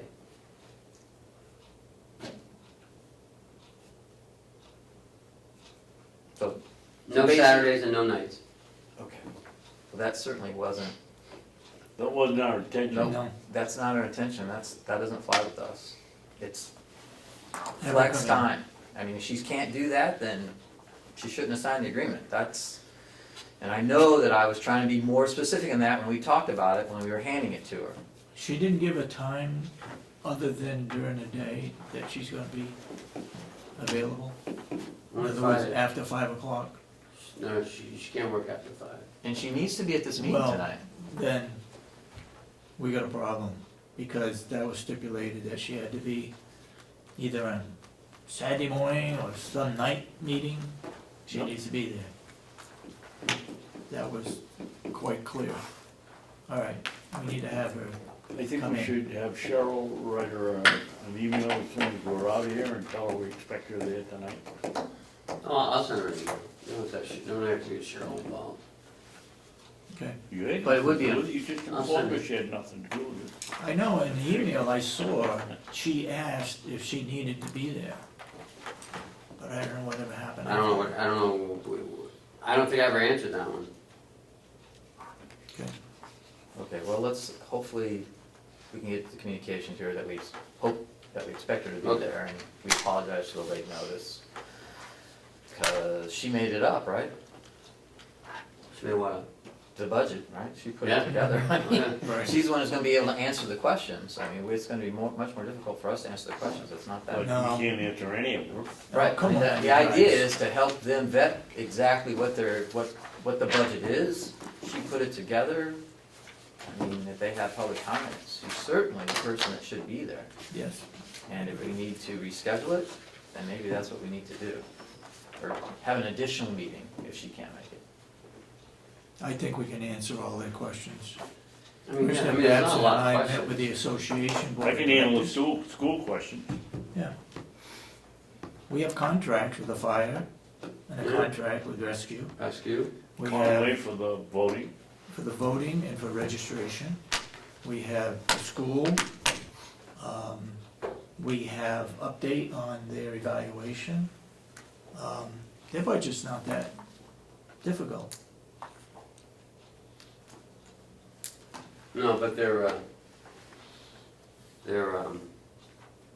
is some question though about what they pay in taxes and then what's left over in the fund balance. Yeah, and we've told them that Yeah. we're holding on to it in case they get an extra 2 or 3 kids. Right. Yeah. As long as we're tied up with the Kennett School Board and $35,000 a year Yep. for a student, we're holding something in abeyance in case we get someone that moves in with kids. The question You did the they're gonna- roads a little while ago, right? We did Yeah, that the last question year. they're gonna ask is, can we use some of that surplus money to fix the electrical lights going into the facility that would benefit all the residents there? And we're saying, we're holding that money for students in case somebody moves in. Do you know how much it is? Was it No. 70,000, 60,000, it wasn't? We told them we had 60-some thousand in, So that's 2 Surplus. kids. 2 kids that eat it up. and 2 kids moved in. Yeah. One's going to school, one's not of school age yet. So, And it's prudent to have a little bit of surplus in there because you might need it. Yep. Because there's things that can come down the pike. I mean, you need to have something in there. okay, So, I gave this health trust membership thing to you guys a couple of weeks ago. And, all it is, it's just, it's just like an updated membership agreement, there's no dates in here of, when we do it, there's no, re-signing anything, there's no, it's just that apparently they don't have a, like a certificate of authorizing resolution. And that's just what they need. Is that what we're looking at? Do we have a copy? I'm sorry. I gave it to you like 2 weeks ago. No, you don't have it. We don't have a copy in our No. packet. Yeah, I try not to keep making copy after copy. yes. And you guys said you wanted a week to or 2 weeks to review it, so. There's nothing, there's no dates in there. There's something about privacy, how they handle our, our information. But, I mean, we already have an agreement with them. We've already signed it. That's not it. So they just want whoever's in charge, certificate of authorizing revolution,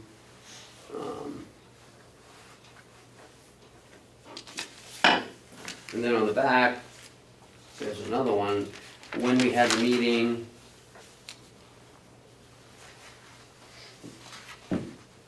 So it's a resolution adopting it by the Board of Carroll County Commissioners.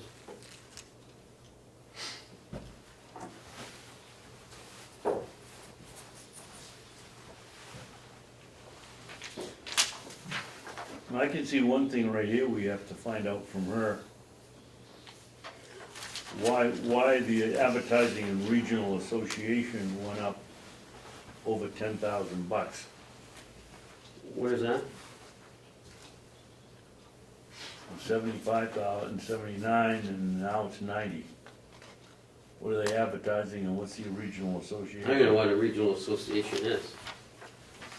When you email her, ask that question. Well, I'll just call it.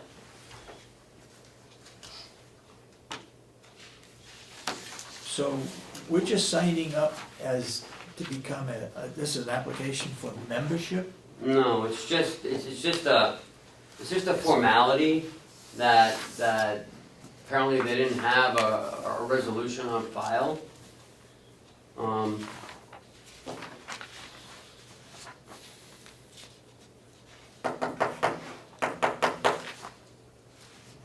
You know, because they have existing participation agreement already, they just want that as, you know, who's in charge, who would sign this, and Well, accept the motion for the chairman to sign it if you. How much more than the chairman to sign it? Based on the recommendation of County Attorney Robichaud. County attorney. county attorney. County Administrator. Well, Well, you know, is he gonna my act as lawyer, the I'm attorney, also tell a real us to estate sign agent too, this so. membership agreement? Hey Kenny, I do a real estate license. why would a pilot bring in revenue? Usually that's something you're paying out. Why would a pilot bring in revenue? It says Well, it payment might in be lieu in of taxes. That's a Pilot. pilot. Payment in lieu of taxes. Yeah. That And they got it as revenue. PU, estimated revenues. Mm, You know, like CAP pays and non-profits pay in lieu of taxes. so would that shed or garage be considered that? Because it's owned, I don't know, who owns that anyways, who owns the garage? The association. Okay, so it's not like the. That's why we're the sharing it with unincorporated the town. association. So maybe that's your share, Maybe that's a share of, that's the only thing I can think of. Meals and Rooms distribution, is tax the distribution. association up there a non-profit organization? Huh. I wouldn't think so, but maybe it is. Interesting.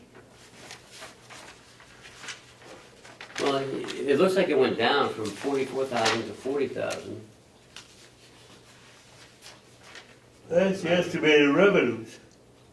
Estimated revenues ensuing fiscal year. So down for almost $5,000 in revenue. Where would that be? Well, there's nothing here, so that's It's $3,000. down 3. That's the same. These don't That's do down that. 1,500. It's down 1,500. So that's 31, 41. That's 40. That's almost 5,000 right there between those two. Yeah. Yeah. Hang on to that. Okay. Motion been made and seconded. You authorize me to sign What is the name of that? Health Trust. Health Trust Incorporated. Unless we get our insurance from our health insurance.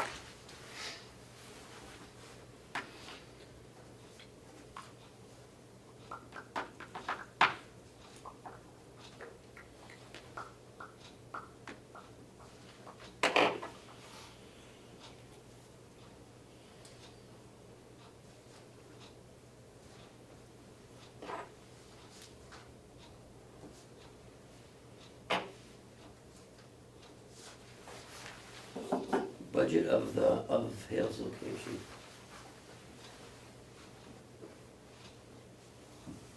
Okay, no, turn the page. There's a whole other thing on there.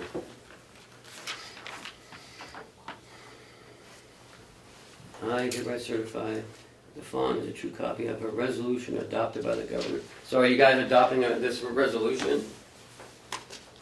That's what we need a motion on.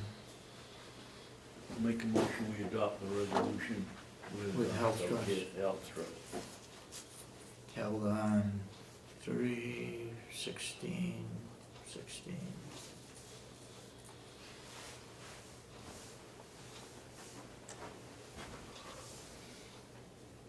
So that's a second motion, or are you guys That's just David changing the Sorensen, first chairman, motion? hereby authorized That's and the directed to execute and deliver. There's two places to sign, so I don't know. You can treat it each, I guess it's two motions, but we probably could have put it together as one motion, but we are where we are, so it's a separate motion. We am what we am. Yeah, this is where we're at, so. So you want it as a separate motion? Well, then we gotta vote We on can it amend the first. motion to All those say, in as, support of authorizing me to sign the health trust application for membership, say aye. Aye. Aye. Raise your right So hand. voted.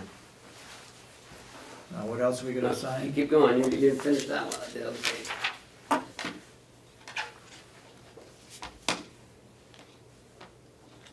These two Rokers, are they? Sisters. Sisters? Yeah. Yeah. Are you Remember? sure they're sisters, Yeah, and not when we- sister-in-laws? When we talked to them, they said that they were sisters. man, they said sisters, she didn't say in-law, they said sisters. Sisters. And they look alike a little bit. And she was talking about their mom when she was talking. Oh. All I right. think, They were called that, yeah, We need a second motion for something? I don't know, did we just Kind take of a all move? got rolled into one, Yeah. if you guys Okay. agree with that. All right. Agreed? Yes, we just, Agreed?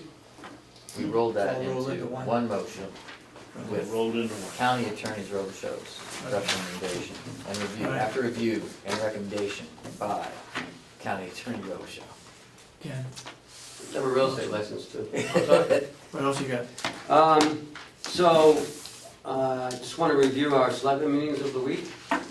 Tuftonboro was a good meeting, I thought it was. and Freedom was a good meeting. Yeah, Interesting ride out to Freedom. yeah, We went on the Freedom Highway. yeah. That was The a main nice road ride. into The Freedom. main road into Freedom. You take the south road or the north road? We took a dirt It road. was, that's the south. Learn, Lynn. You took the. He said it was the main That's what he way. said, we're going on the main road, he took us that way. I'm thinking, this is a dirt road. It was pretty smooth though. It wasn't very, Wasn't very one bump. well You go maintained. 153 and you take your first right. That takes you right into Freedom We Village. came That's back how we came back that way. Oh, yeah, I don't know, we were going for miles. I thought we This were guy main. here would take you in the back roads. He's showing us the anyplace. Babson fields. Yeah. Yeah. Yeah, see, whoa, I All think right. we got down to the real reason to take the main road. We got to see those well-kept pastures, hay fields. Had a visit yesterday from one of the selectmen in Tuftonboro. He came in and said, he was happy that, we went out there and, Who was it? Lloyd Wood. He says he knows you from way back. Yep.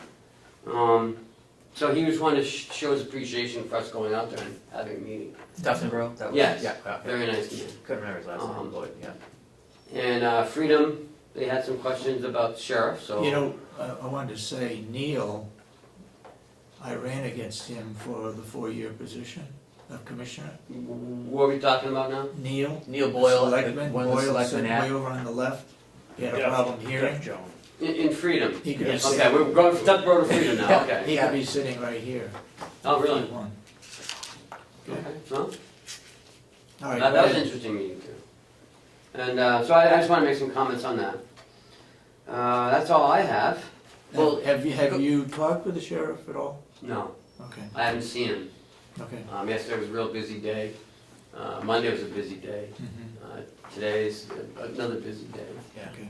But just, since we're here, you didn't really say what we talked about, what was mentioned about the sheriff, about that. I don't know if I want to. That Okay, might be a hold on. security thing for them, you know what I mean? Yeah. That they sure. don't have any, I don't want to say that. No, Just talk with him, I mean, just see what do possibilities. you agree? Yes. Yeah, I agree. I don't, Well, I Talk mean, maybe them. to the extent that what they were interested in was oh, was coalescing, the towns might coalesce to help pool their resources and using the sheriff's deputies As patrol. as their patrol and, just to, to help out. yeah, to maybe form their own coalition. I mean, that would be a great pool of resources. And really. it'll save all the town's money, Yeah, with their own law enforcement. Yeah. Not a bad idea. Okay, moving on. We got Madison, Let me go over those real quick. So, upcoming events, the ADP representative is on the agenda for 2 o'clock. He called and wanted to come at 1 instead. So he's coming an hour earlier, but he is coming. he's coming This at is the 1 or 2? payroll, this He's is the coming at 1 o'clock. payroll. Yes, This this is is the the payroll payroll guru. outsourcing, right. And he's coming with a proposal? No, he's coming to see what we need to get us a proposal. Oh, he hasn't got that far yet. Right. So we're not gonna have anything for Monday? I don't know as far as that. Payroll, I don't know. No, he might have it by Monday. Might have by some by Monday. okay. It'll be higher than the other 2 ones that we've already received, more than likely. We'll see though. What? It was just a side comment, Oh, that we've already received 2 other offers from 2 other companies, so it'll be similar, yeah. probably similar to the ones that are already received, that's all. We have received 2 others? Oh,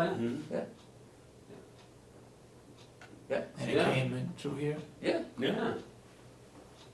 we didn't meet with them. Well, no, we didn't meet with them. They Chuck just gave met us. with them. Chuck spoke with Okay. them And and, we have something in writing?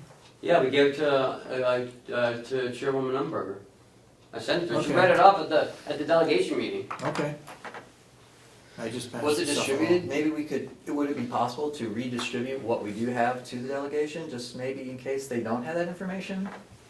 Well, they should if you passed it out Monday. Well, she read it out to everybody. I must have stepped out. Okay, moving on. Are we all set for the delegation meeting on Monday? All those questions that they had for us? Yes. Okay, Yeah, we worked on them yesterday. okay. And they're all set? And we're gonna review the budget one more time on Friday, just to make sure that we're all up to Can date. I make a suggestion, Ken? Sure. And I don't know whether the other 2 fellows agree with me, but, you know, we probably should have been better prepared for that meeting. But the delegation also has an obligation, if they're gonna ask one information, to give us some idea what they're looking for, instead of getting in here and making us look like we're unprepared. It wasn't just that we have all the information, we just didn't have it gathered. So I think I would suggest that we write Chairman Umberger today and ask her, you've answered questions, She ask sent- her if she there's already any sent- more questions. She sent me questions, More questions? more questions, yes, and we, Can we see those at some point? sure. Please? Yeah, it's just about revenue questions, why aren't we billing, for water and sewer? For sewer? Yeah, for ourselves. She said in the past, we've billed ourselves for water and sewer and collected revenue from ourselves, but I don't think we have. Chuck says that's not real revenue. It's just a paper shop, Yeah, well, that's kind of, in-house. So she wants to know where it is. yeah, Are we outsourcing it? I think the question might be somewhat tongue-in-cheek, but, and I'm not positive if we've done it in the past exactly like this. I'd have to review, but she wanted to distribute and try to assess what each building costs, Jeez. you know? Here And we so go. that was, but I know we don't have meters. We don't have meters, so I think it was just a formula that we used to say, okay, X amount of water came this way, so we tagged it as a cost, so we knew what the building cost, and then shifted that over as revenue. That may be what she's talking about, but now, that, and there are some other areas which might be the tickler of why she's asking that question, where we have in the past, for the ability to account what certain things cost, put in a revenue and then put in a cost on a building and then offset it with the revenue somewhere else. Similar to like the care of grounds situation at the, I don't think we ever did that. oh, we have, and absolutely have. We have it on our current budget. Okay, we have care and grounds. Oh, yeah. Listed Yeah, on yeah, the I'm talking nursing about water. home. I'm talking about water. Oh, right, yeah, for the buildings on the water, that, I don't think we. But Why if do we- we do that, though? I don't understand why we do that. well, it's twofold. One is because, as you know, our Medicaid reimbursements are based on the cost of the nursing home. I don't think So, that's true anymore. I water- asked that question of Howie, and he said he didn't think it was true anymore. Because I thought that's what we did in the past, no question about it. Okay, well, maybe he's answering the same question differently to two different people then. You know, maybe there's a different question. But it's twofold. One is to try to get, over the nursing home at least, is try to get a true cost that goes over to that costing sheet that we're doing. And so, I mean, so there's a bill from the maintenance that goes over, quote unquote, to the nursing home for their lawn care service that they do. So we write that off as an expense for the nursing home, and then it shows up as a revenue under the auspice of the county, of the farm, I believe. It's under that department, although it's really their outdoor care of grounds. So there's, right there is an area where we do it. So she may believe that we are also doing that with the water to try to get a feel for how much the water was costing versus what we pay to have the water watched and capitalization. However, since we don't have meters, I'm guessing that if we did do it, and I'm not sure because I'd have to look at the budget, we were just doing it by percentage of what was left over, how much, oh, so that must be going to the administration building, and that must be going over to the jail. You want It to was try to parsed answer out. that question? No.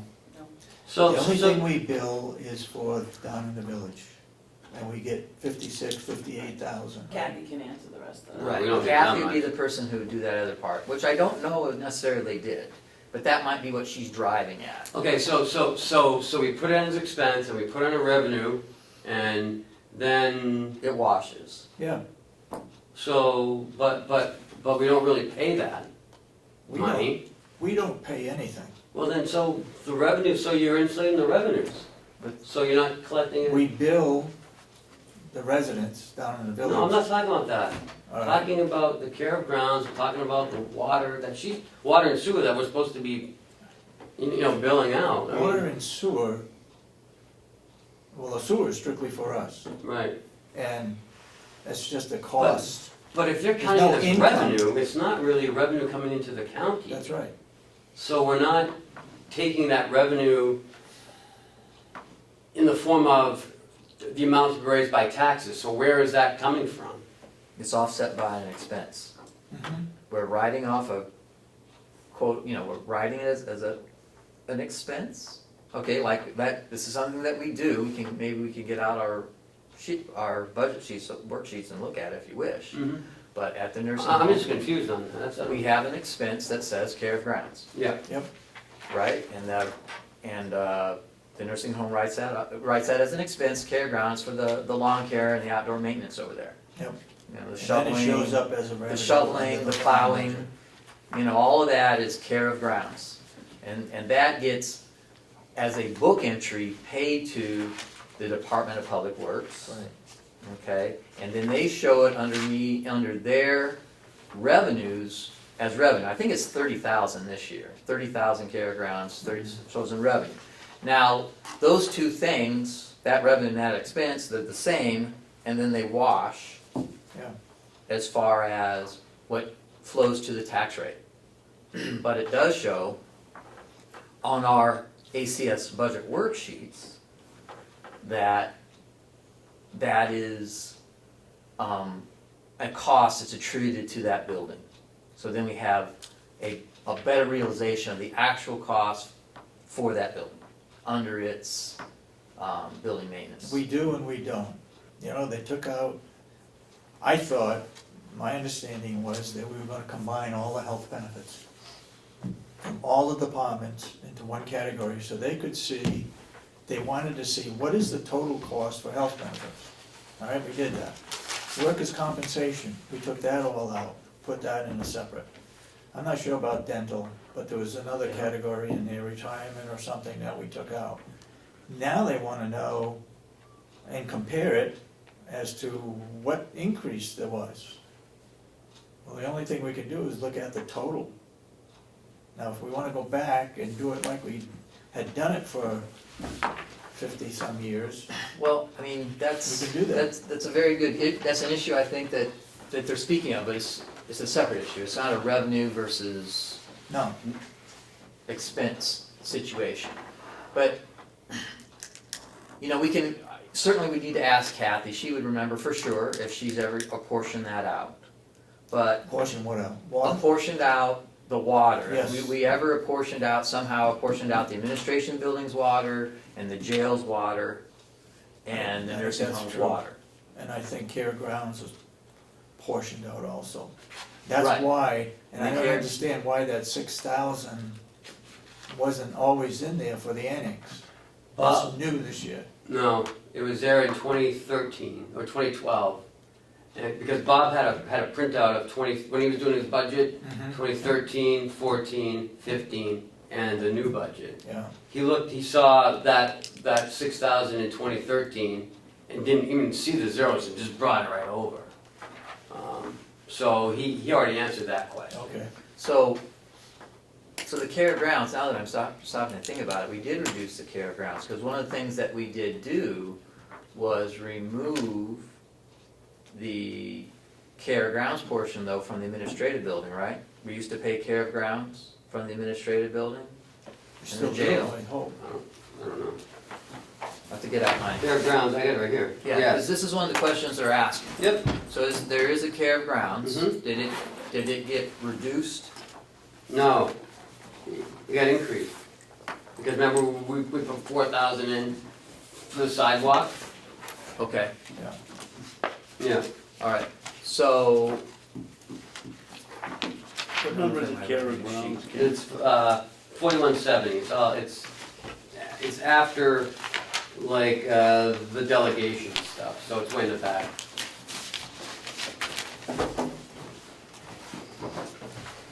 Jesus, there's gotta be an easier way. Yeah, I need my. Yeah, you just have to learn, that's all. You just had it open for that.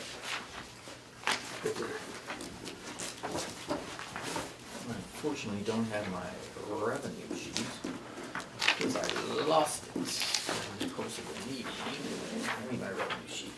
I have a revenue. So that was put back in because it was in there in 2012, right? We're talking about the annex now, we're talking about two different places now. Yep, We're not talking about this building, we're talking about the annex. right. That's what happened in the annex. Bob does want, he does want, $2,000 to upkeep the outside of that. He says it's going to heck. But, he will explain that. But in this building, we put $4,000 in for that sidewalk over by the sheriff's entrance. Yep. So, unfortunately though, this year I think we spent like 4,500 in this building. It says For- 4730. Well, I'm just going by that, by my mind, by my, For Care Grounds? Yeah. yes. We, And they wanna know why, we booked up to 6,000 and then up to 10,000. If you look to the right, it says, we added 4,000 for the sidewalk repair. Prior to 2015, it was stopped last year. What's portion back to the- It's all allocated, I believe. I mean, So, Yeah. Kathy Armstrong takes care of that. alright, so see where it says maintenance income? That 35,000 under maintenance income? Under the quote-unquote farm and maintenance revenue. There we go, farm and maintenance. That 35,000 is money that comes from the buildings and gets apportioned. Yep. So there should be a corresponding one on the administration building, if we're still doing it there. my maintenance income for the farm is 0. Right, and there you go, but it was 35,000 Where? last year, the 2015 budget. 12/13, 214, 0. 12/31, 215, 0. Budget adopted, 0, and then just dash lines the rest of the way, I don't know. Are you looking at line number 100,709.58, No, .058? No, he's in this building. No, he's in farm income. That's what you said, farm income. No, I don't. I'm looking at this It's worksheet. in I public want works my now, AC remember? I need my ACS This is the thing. sheet we Unfortunately, got just 2 days ago. Right. somebody absconded with my revenue. But there's no more farm, remember? We moved everything to public works. Oh, this is revenue. Yeah, that's what he said he was talking about, revenue from the farm, that's what he said. 7093? 7093.058. Yeah. It says maintenance. 187. Okay, well, what is the maintenance income on the next page? The page before it? What am I doing wrong here? Maintenance income, right I there. got one. 62, 62, I got 62, one. 30, 30. That's the sale of wood. No, the sale of wood is up here. Oh, yeah. No, I think you're wrong. This is that, that's that. Farm income. So it's right here, yeah, nothing, Income. zero. Use, That's maintenance use of- income. use of equipment, maintenance income. Okay, so, Yeah, that's what he's saying, it's zero. right, but on this sheet,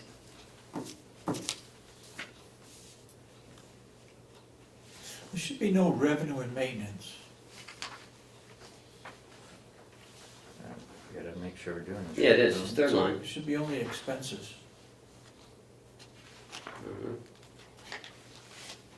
The only revenue is the That's it. paper 058. shuffle regarding the 058, maintenance nursing home. income. That's 7093.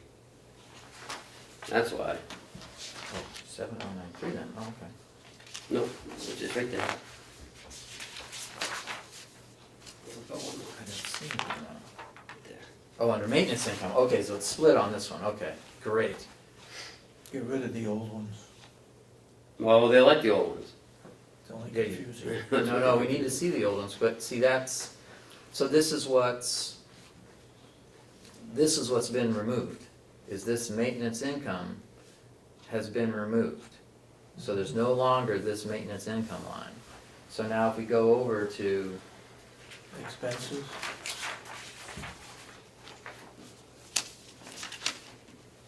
we go with the expenses, we go to the administration building, county administration, right? No, that's me. Way in the back.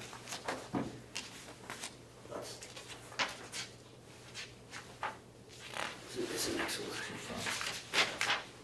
No, it's too far. Now you're in the nursing home. One more. That's the annex. Yep.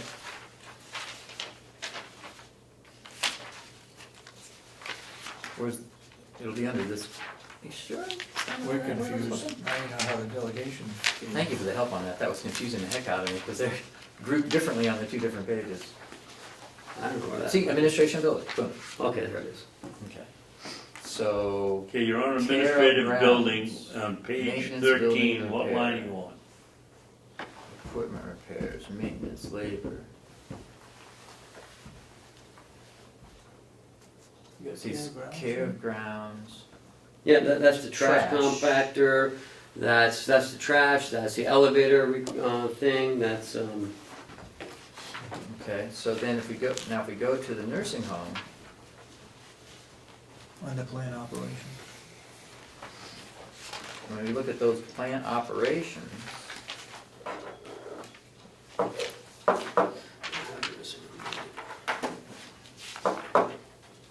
I know that one went down Interesting email from significantly. Comeau about the witness protection. Did you get it? See, the care of grounds went from 47,000 down to 27,000. Right. So that lost 20,000. but I think he put in something else, I think he split that, I'm not sure. 6,000 had to come from someplace. But Bob, no, we're talking about that's the admin building. I mean, that's the annex. Yeah. Yeah, and but Bob has an explanation for that. For the reduction of 20,000 on care of grounds? Yes. See, I think the reduction of the care of grounds is related to the reduction of the maintenance income under maintenance. There's a relation. That's why that's no longer 35,000. We lowered it 35,000 here, and then the expenses should have been lowered 35,000 throughout the facility. Because that was, they asked, my understanding is, you know, it's either, you know, I don't know if this is Chuck, I don't know how exactly, why we did it, which I think is a good question, is, you know, why that was removed from the farm maintenance, because that kind of went under, you know, the purview, at least on this sheet of the farm. On this one it's separate, which is good, it should be separate. But see, now that's zero, but that's what we were doing in the past, was showing over at the nursing home this care of grounds number, Yeah. and that would flow to the maintenance, Yeah. as if they were trying to mirror what they would have to have paid if an outside company came in, or what our costs were. You know, we were trying to mirror what those reasonable costs were, so that would be injected and then flow through eventually to our cost report. But they were doing other things of that nature throughout the complex in order to try to establish what each building costs. They were, you know, there were accounting procedures that were being apportioned to help facilitate understanding, this is how much this building costs, that's how much that Exactly. building costs. Exactly. I prefer that. I'd much rather have it that way, so we know what this building costs. For snow plowing, for lawn mowing, for trash removal. But maintenance is a cost anyways, I don't see the need Maintenance is a for it. cost, it's not an income, but it. I mean, you need maintenance. It It is should anyway, but, wash. but, you know, I think part of it Most was of to it. track the value of what they were doing, Exactly, right? yes. Part of it was to track the value of what that department did versus, so the income that they brought in versus what they were expending. So it was used as a management tool. And that would all wash, when it came to our financial statements, it would just all wash. But it was used as a, through our budget, like our performance audit, much of it talks about, is using the budget as a management tool, was in order to track the costs and the productivity of that department. They were doing that. But, you know, I think, but now we can see that was removed, and that was, I believe, on the impetus of the delegation. They wanted it removed. And so, one of the things I talked about during the subcommittee meeting over at the nursing home was to make sure that on our cost reports, we were not letting that fall off, that we were still putting whatever care of grounds that we could legally and responsibly put on that cost report as necessary. That may or may not be an entry anymore, but that would still flow through onto that cost report, that we wouldn't lose that information, and then there, you know, maybe lose a small portion of our reimbursement.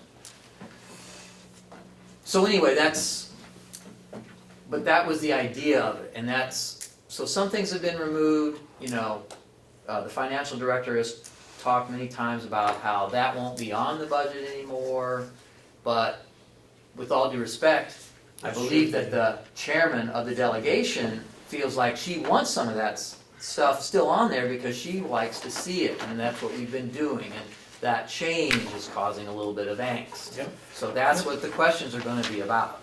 What we did do, what we didn't do, and, you know, that's going to be the question. Now, now what your point was, I mean, Go ahead. does that kind of complete what we were talking about, though, with that offsetting the revenue and expenses? So, because I don't want to move on to. Yep. Okay. That, to your point, the consolidation of the medical insurance is now done by building, whereas before, we had it separated into every single department over at the nursing home, and there's about, I don't know, what is it, 14, 15, I don't know the exact number, but it was sprinkled all over the entire budget. Yep. Now we've consolidated all of those into one number for that building. So now we just have to look at one spot to get an idea of, did it go up last year or not? Which is a good thing, which I believe is a good transition. You know, doing it for the HIPAA, I could care less about. I mean, you know, that is way down here on the priority list. What it is good for, though, is now that we know, oh, it's $1.5 million for medical insurance over there, right? And then we did the same thing with the administrative building. If you were a department that's housed in this building, that being, well, the sheriff we kept separate, but that being the registry of deeds and the county attorney's office and the finance office, we consolidated that into one number. So then next year, we'll be able to look at one number and see how much that went up. And then we did the same thing at the jail. Now, the sheriff's department, they're still separate because they have a separate plan, right? Mhm. So they're still separate. But at least now we've consolidated into Building. 4 areas as opposed to 24 areas. And that's a good thing. Yeah. It's much easier to see the fluctuation in its totality by adding up, 3 or 4 numbers as opposed to the 20. Okay. So I think that, from my position as a commissioner, that I think what we've done with the medical insurance is a good thing. And it's for those reasons. The main reasons, not the HIPAA. HIPAA's a reason, a reasonable reason. But the main reason is so people can look very quickly and be able to see how much those costs of, and to get their hands around, well, how much is it? And we know that we can see easier budget to budget how much we've increased it, which we've realized a $100,000 savings off the budget from that consolidation, from that cut that the delegation was able to make after we made that consolidation. Yeah. Okay. So, I think that's where her questions are gonna lie, Ken, is, why we stopped that. They're gonna wanna know why, and Okay, that I whole can, yeah. that care grounds thing. Can you come back to this in a few minutes? Oh, okay. I know. And maybe that was a miscommunication, I don't know. Maybe the miscommunication was they asked us not to put in the maintenance I don't over there know. anymore, so we assumed, well, they don't want us to put the water in there anymore either. Yeah. They, that's what they were asking, I think. Chuck, because this is my first budget, Chuck and Kathy were kind of instrumental in helping with all of this, so. Yeah, I'm not sure why that happened. Between you and Chuck, you should be able to answer all those questions, right? And Bob, with the electric and why the 6,000 in the campgrounds. Yeah. Yeah, we did a lot of research yesterday and found that, we didn't fund enough in the nursing home. And that, Paula wasn't aware of the contract with the electric, and like we were short last year too. So, Did any of those figures, when we made a transfer, let's say in one item, it looked like we were gonna overexpend, okay? mhm, Let's say it was $50,000, and we overspent it by 5,000. mhm, We took the 5,000 from someplace else, mhm. okay? Did we make that 50,000 now 55,000, the Yeah. true figure? Sure. Then Every how, line item transfer changed the budget. how come that one item that was 67,000 in the budget came out 67,000 in the expenses, actual expended? Because we took money out of that budget, as much as we could, and then put it into like the electric budget. You know what I I mean? think you're talking about the 10,000 something, and the answer to that was we drew down to what was budgeted. When they changed the budget, that's the figure they had to use for the column. Oh, That's we why took the money two out of of them- that. Right, That's Okay, why the two okay. of them were the same. right. Okay, Yeah, and you'll see a lot of those, well, Right. not a lot, but several of those are like that. but, so, in 2016's budget, are we budgeting the figure that we drew down to? In your example? We budgeted to, it depends when it happened. If we took the money out before we did the budget, we had whatever it was, we had 10 months to amortize. If we'd taken it out before, it'll reflect a lower number. Right. If we took it out after, it should be a fairly accurate figure. Like if it happened, like at the end of the year, then that's why it's like an even number. Right. Um, And we would have, we would have still worked at the old number back in October. Now, to answer, in the nursing home, we budgeted, well, you budgeted 185,000 last year. In, For what? Electricity. Electricity, okay. and that's my number? On top of my head, 5150,061, I think. Plant ops, Pretty good. What was it, 51? 150,061. Yes, 150. thank you. The approved budget was 185. We transferred 42,000 into that. So, From where? From electricity? well, from all different places, 42,000. Some were from pellets, some was from, electricity out of this building. Wherever we could get the extra money. Right, yeah. Yeah, But the actual expenditure is still there, and that's what we based our budget on. What was spent, correct? I guess I don't understand the question. What was spent? We based it on This what was number- spent at the time, whether we had to This number is what was move money or actually not, spent Yep. depending last on year. where we Yep. were. This number is the budget. 5150, what I get, 061 would And then be, this was the budget we 61 passed there. right. Yep. in December. That's these lines. Yep. And this is if they made any changes. Yep. So. And if you look at the next one down, which is heating expense, and then you got pellets. Yep, I don't know, that's a couple, I don't have numbers on this one, so. 49,000. Right, well, yeah, but Actual is 40, what do you want, what do you want? do you know what the actual budget was starting in pellets? 2015? For pellets? We Yeah, The actual Not on the budget. sheet that we have. And that was something that they said would be helpful, and I can't disagree that would be a helpful number. it was 87,000. What do you figure? Sorry. What, 80? 87,000, we transferred $43,000 out of that. Right, 87. So, may I ask, is Chuck gonna be able to come up with that column for Monday? The actual, This is what ACS can do, that's it. There's no numbers, but this gives you, it's kind of backwards, the revised budget. So let's look at the electric expense. The approved budget was 185. okay, We transferred 42,000, it became 227,817. okay, But it's got no numbers, it can't have any numbers in it. right. So if we were to do this, it would have to be something that we put it onto a spreadsheet to get that other column. We have to do it by hand, and Yeah. I am not doing it. Right, no. I know.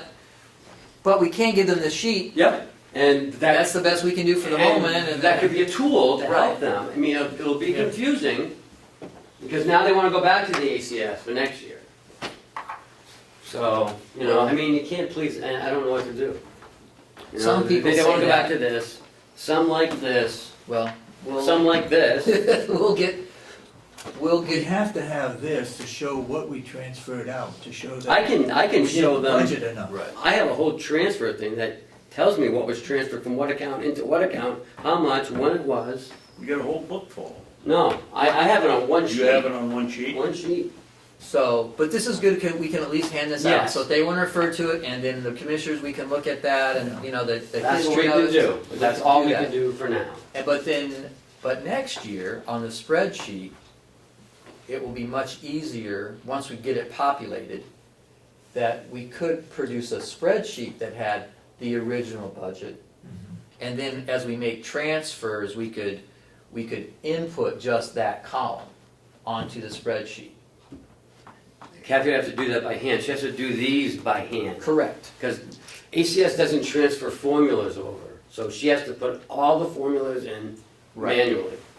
But I'm just saying. And she's already maxed out. I don't want to put a bunch of work on, No, that's. Right, I know where you're coming from. We need that, but we need that, and that's another reason why we need that person, to Yeah. generate information, That person could be helpful. I'm not saying that, what I'm talking about for next year, Ken, like using the worksheet. 2017? Yeah, for next year's budget, then they could, if we did the worksheet, one of these columns could be the original budget, and then you could have, Yeah. you see what I mean? Yeah, When we have yeah. the worksheet, then they'll be able to see maybe here's 14, here's 15, here's 16 as passed. Hopefully we won't Here's have any 16 after transfers. adjustments. And then, Mhm. well, we hope so, but I mean, you know, some of the things have been honed down pretty tight. Yeah. You know, and things come up and there's no contingency now to just make one big lump, boom, Mm. you know? But anyway, Okay. so we've got something to give them. Yep.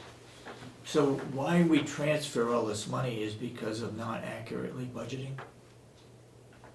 Well, no, things change, things break down. We don't know if the boiler's gonna blow up. Yeah, like we, you know, in last March, soon as the budget was passed, you had a failure in the propane boilers in the annex or something. Yeah, it was like But that McCarthy's- $8,000 Yeah. bill or something, Yeah. $6,000 or $8,000. So that was a big McCarthy's repair. point is we transferred, we were overspent a number of I don't, items. he doesn't understand. He doesn't have any clue what's going on.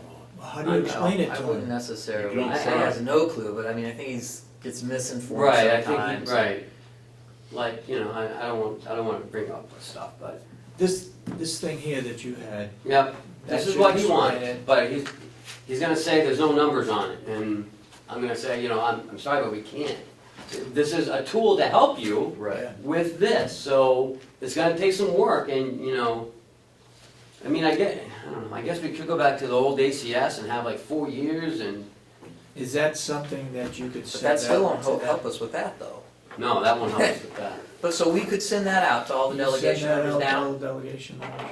and just with it notes says, hey, this is what we can do, this is Yeah. what we have. I mean, I can scan it and send it. The line yeah. numbers aren't there, but the line numbers do correspond by department, right? Right, I mean, if oh yeah, you, planned operations and all in the order that You know. it is, so you could take this and match it up with that. Let's do that, let's send that out. But I mean, a lot of people are asking for this, it's just Representative McCarthy, but.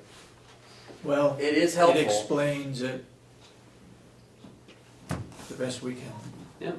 Okay. I mean, the worst case scenario would be that we by hand filled that out in this last column, and then photocopied all of those Fill for what the up, meeting. man? The, you know, I'd rather see you put numbers on that by hand than to add this all in. You got all the figures right there. I'm sending this to them, if they don't like it, I'm sorry. Yep. All right, you got a question? No? No, I was just, I got an email from Ed Comeau about the victim witness grant conditions. If anybody we've got around to the point where we've got a break and you wanna listen to it. okay. Sure, go ahead. Commissioner Babson, the victim witness grant is now a federal grant and the conditions are not the same as the state grant that you remember. The conditions have changed and are too complicated for a layperson to review. I had a call into Attorney Dewhurst, but we did not connect, and he is in Concord today, 316.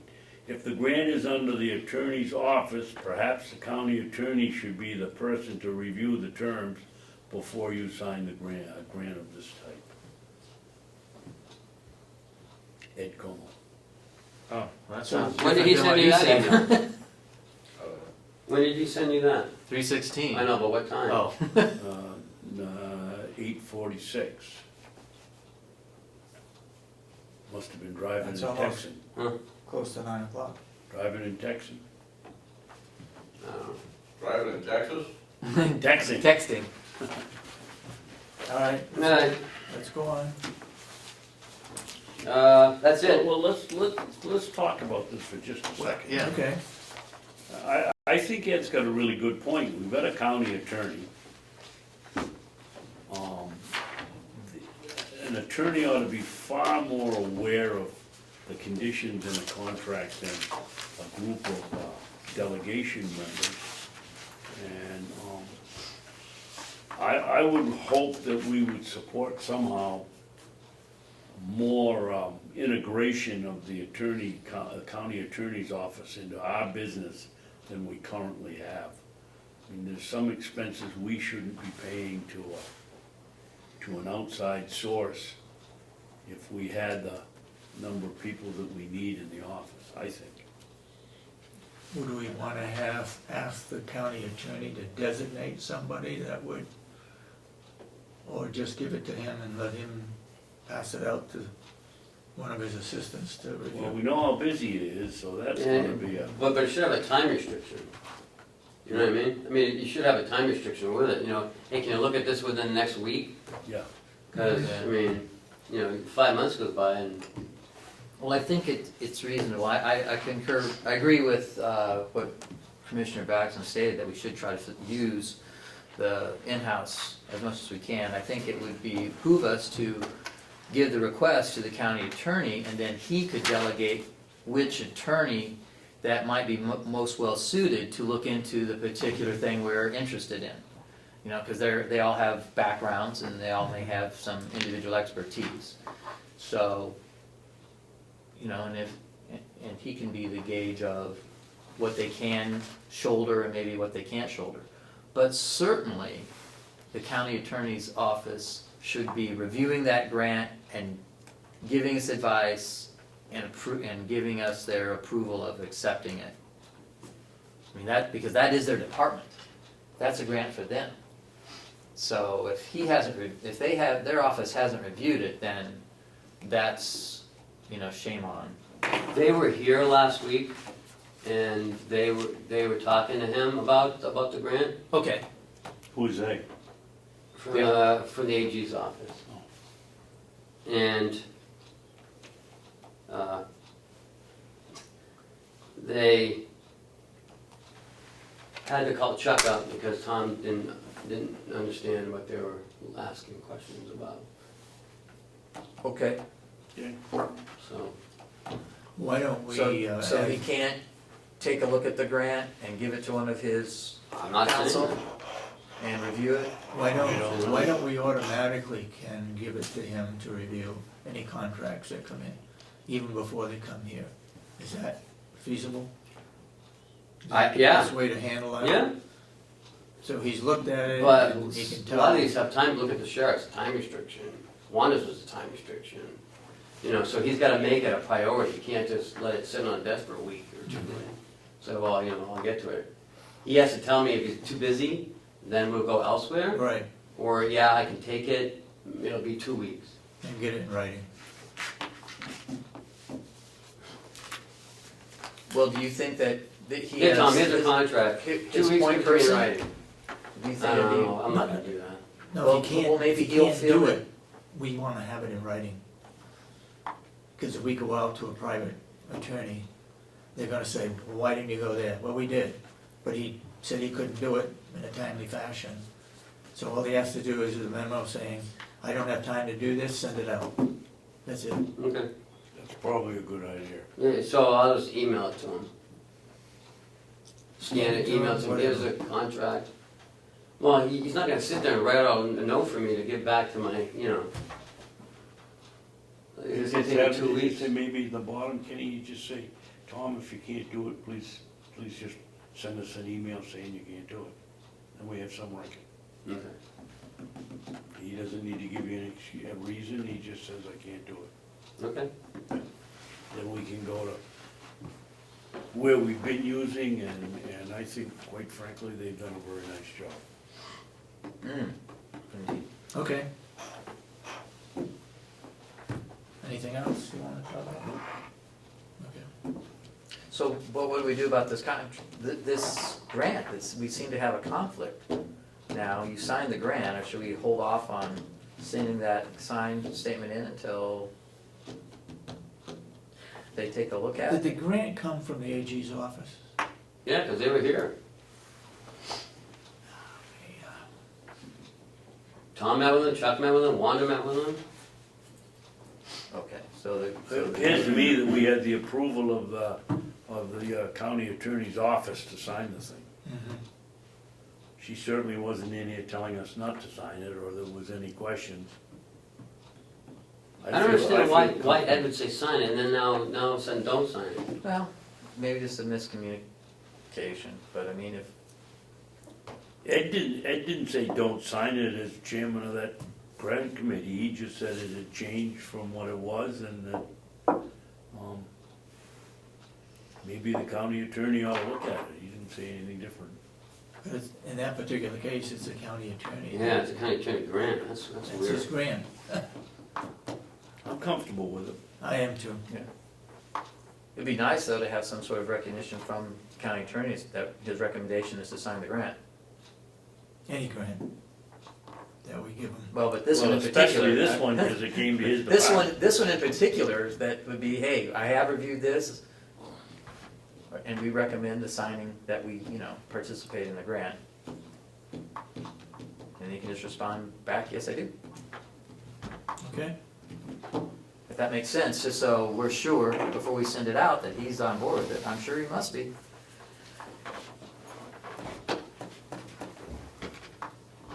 What's next? Public input? Public input? No? I've got a new non-public, so we have two non-publics under the same thing. Can we take a recess for a few Yes, minutes? we can. First, you gotta vote to go in. Make a motion? Want to go into recess? No, To go motion, in we go to non-public. non-public. I Well, thought I we thought were you were going gonna to recess recess first. before we did that. Well, if we Well, vote to then go I into have to non-public, put and the then he camera can cut out, and then Yeah, and then we'll recess while we're in non-public. And there's nothing else to be brought So we up. always- You could cut out while we're sitting here too. That's what we always do. Yeah. I'll make a motion, we go into non-public for session 1 and session 2. Session 1 is RSA 91A3, paragraph 2, parentheses E, consideration of pending litigation which has been threatened in writing or filed against a public body or any subdivision thereof, or against any members thereof because of his or her membership therein, until such claim or litigation has been fully adjudicated or otherwise settled. Session 2 is The same thing. The same. same thing. So we have 2 non-public sessions. Make a motion, we go into Second. 2 non-public sessions. Roll call. Session 1, session 2. Commissioner Ahlgren, Yes. Commissioner Babson, Yes. Commissioner Sorensen. Yes. Will there be Okay, any we're more not public public. business? Excuse me? Will there be any more public business? I don't think so. Not as Not that I planned. know of. No. No. Okay. Well,